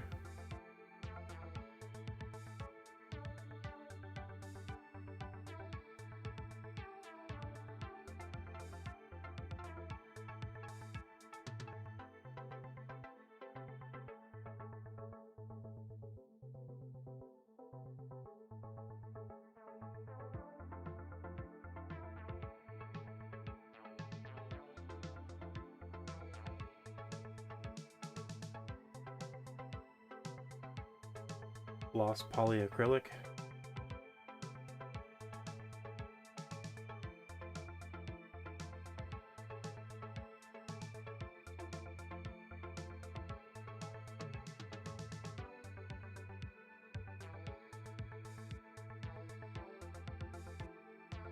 And that's just to make the browns wet, I presume? Or like it makes them look wet?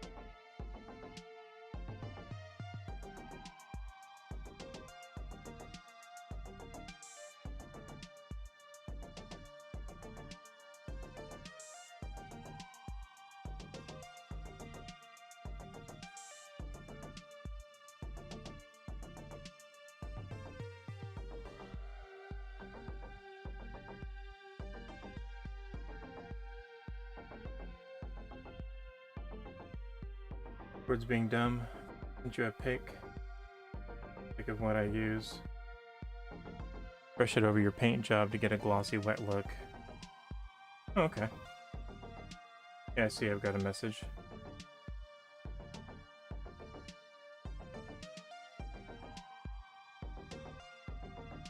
Minwax polyacrylic. Okay. Seems easy enough.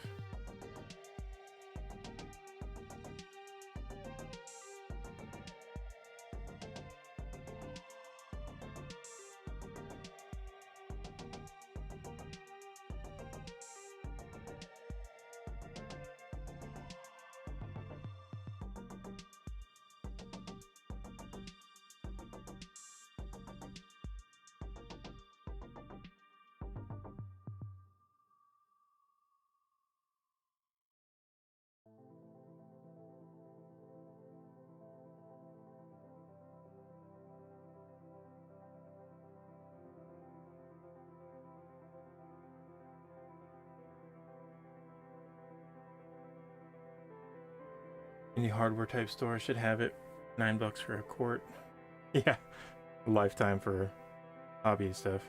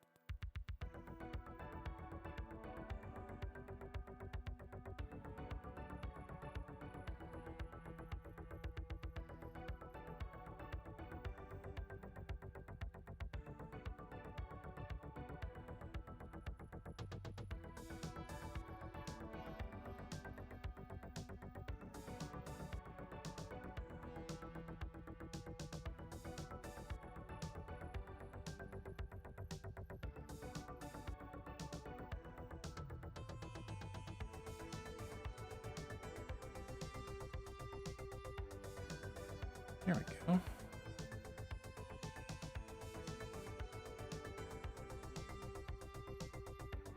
I don't think we're going to finish all of the spikes tonight, because there are a lot of them. Already past 7. But I am going to try to use up what paint I have.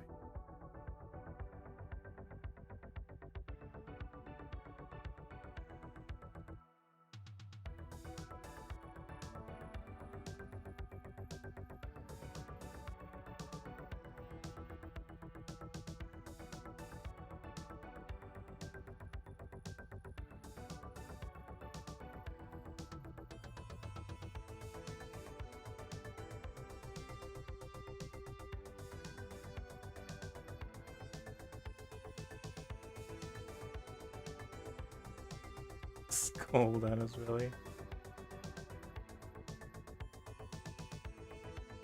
Oh, nice.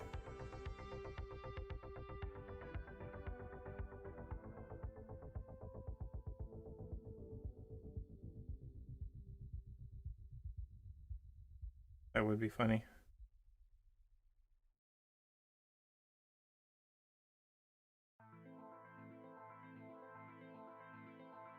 What's SKOL stand for?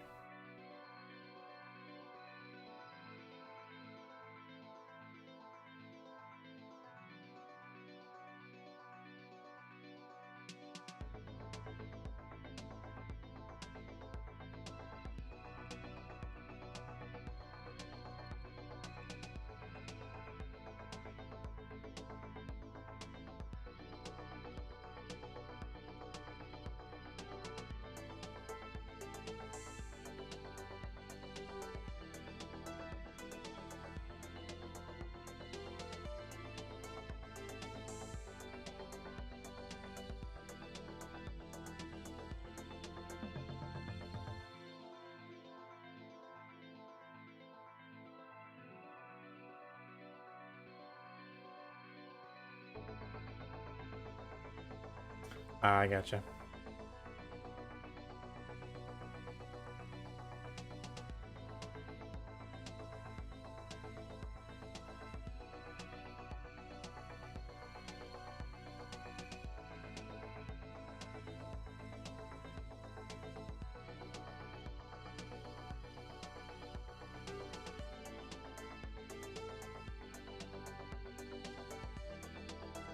Didn't know you were into sports. What sport do the Vikings play? Is that a football team?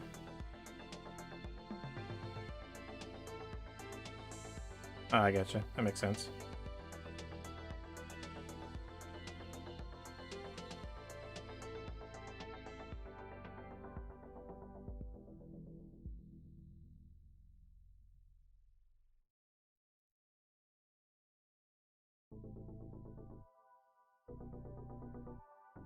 I am a non-sport nerd, and I never really understood the obsession. But I will say, the closest that I got to caring about a sport of any kind and being able to empathize with and understand the sport fanaticism, or, you know, just like, maybe fanaticism's a strong word, but, you know, just like the whole supporting your team and, you know, stuff like that.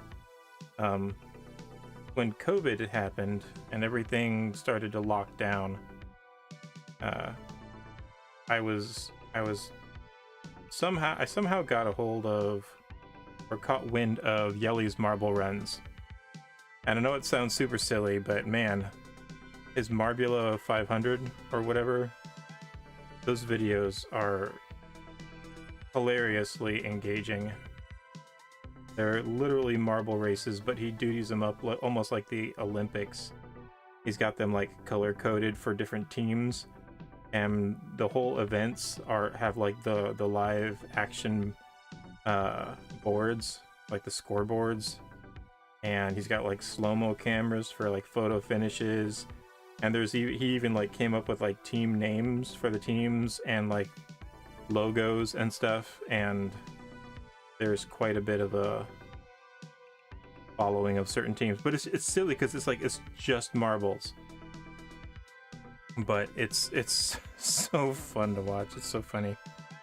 And so I just on a whim I was like, well, if I'm gonna watch all the this whole season, and I kind of did it with my kids, and we were just like, it was something to do while everybody was locked down, and we kind of got bored of movies and video games and the internet in general. I was like, I like green. I'm going to Team Momo. And there were some pretty clutch moments. They had one player, quote unquote, a marble, skip out of a track and shatter, and he like had this little scene happen, like stop motion, where the ambulance came out and picked him up, and the doctors checked him out and stuff, and he ended up getting replaced by another one. And it's like fantasy football for those who are both bad at fantasy and playing football.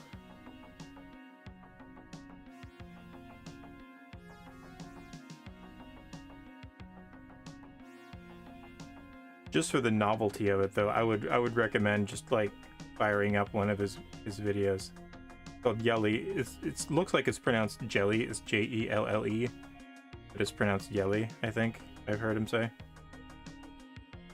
But it's Yelly's Marble Runs, and they're just so fun. Good wholesome fun. And it's like, under the skin, like it's all random. There isn't anything to it. But it's so funny how like you can personify stuff like that and get people to rally around it, and I thought it was.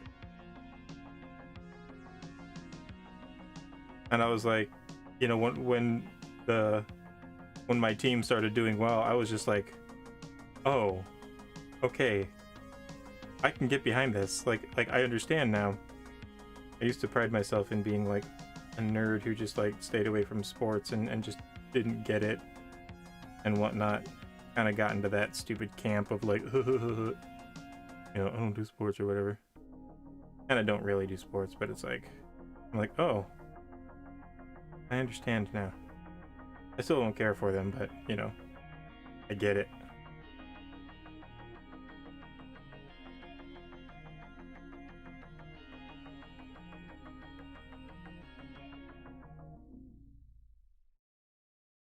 He even does like winter games, and has like, it's like so much more than just like a straight race. It's funny. They'll have like different games where, and they'll have like placements for the games, and I don't know, it's funny. They'll have like sand rallies. Okay, I think I'm to the end of my little puddle of paint here. Probably get a couple more spikes out of this, and then we're gonna call it.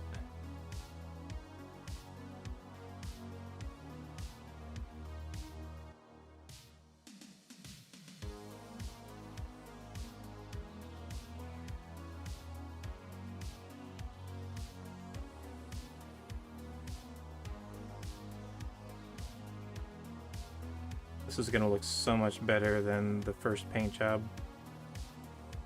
And I normally don't repaint my minis. I've kind of been trying to make it a principle that I kind of leave my minis as they are, so it's like a bit of a history of my progress. Like the goblins that I did are crappy, and I want to kind of keep them crappy because if they're on the table, it doesn't really matter. But it's like I can show people like, hey, these, this is where I started. If I started it here and this is good enough for the table, then you can do it too.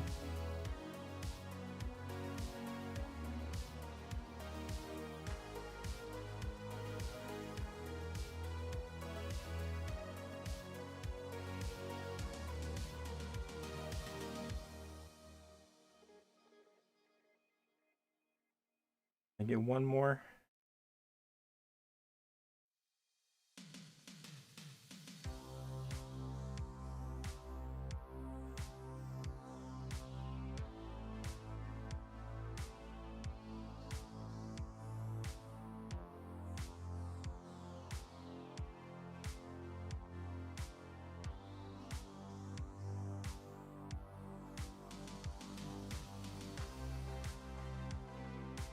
I like this song a lot.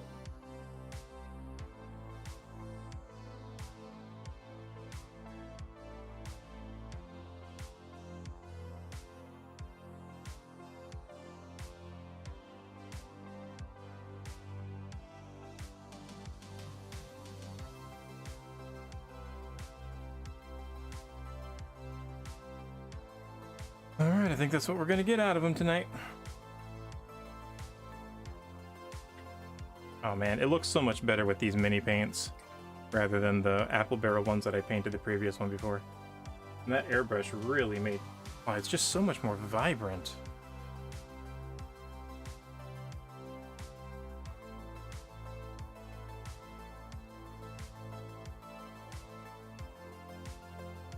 Oh man, I'm really excited about this guy.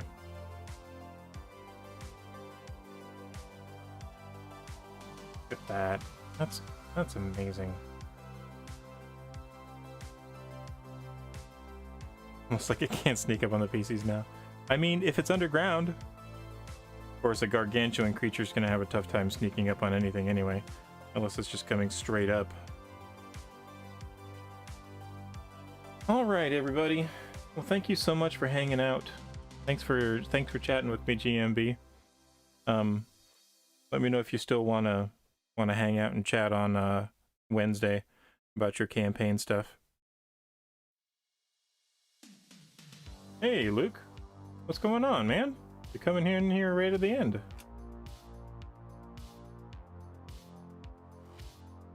Yep, that's tomorrow.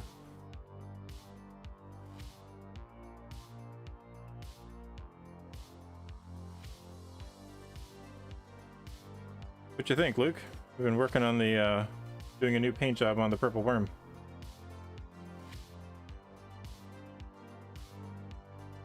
Did a bunch of airbrushing. I think I need to touch up this. This is like really washed out. Free anytime after about 2:30. I'll get off of work at 5 my time.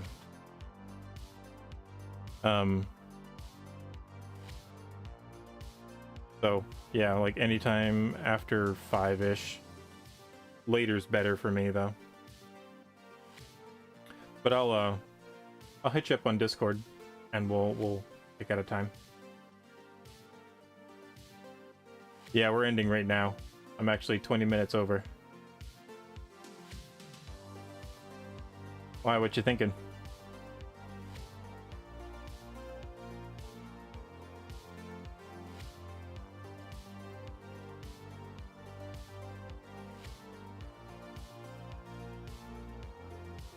All right. Well, let's go ahead and wrap things up here. I'm going to... Oh, okay. Yeah, well.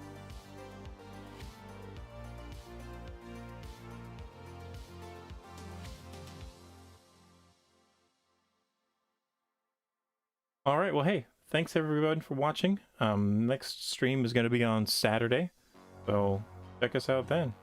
And y'all be good.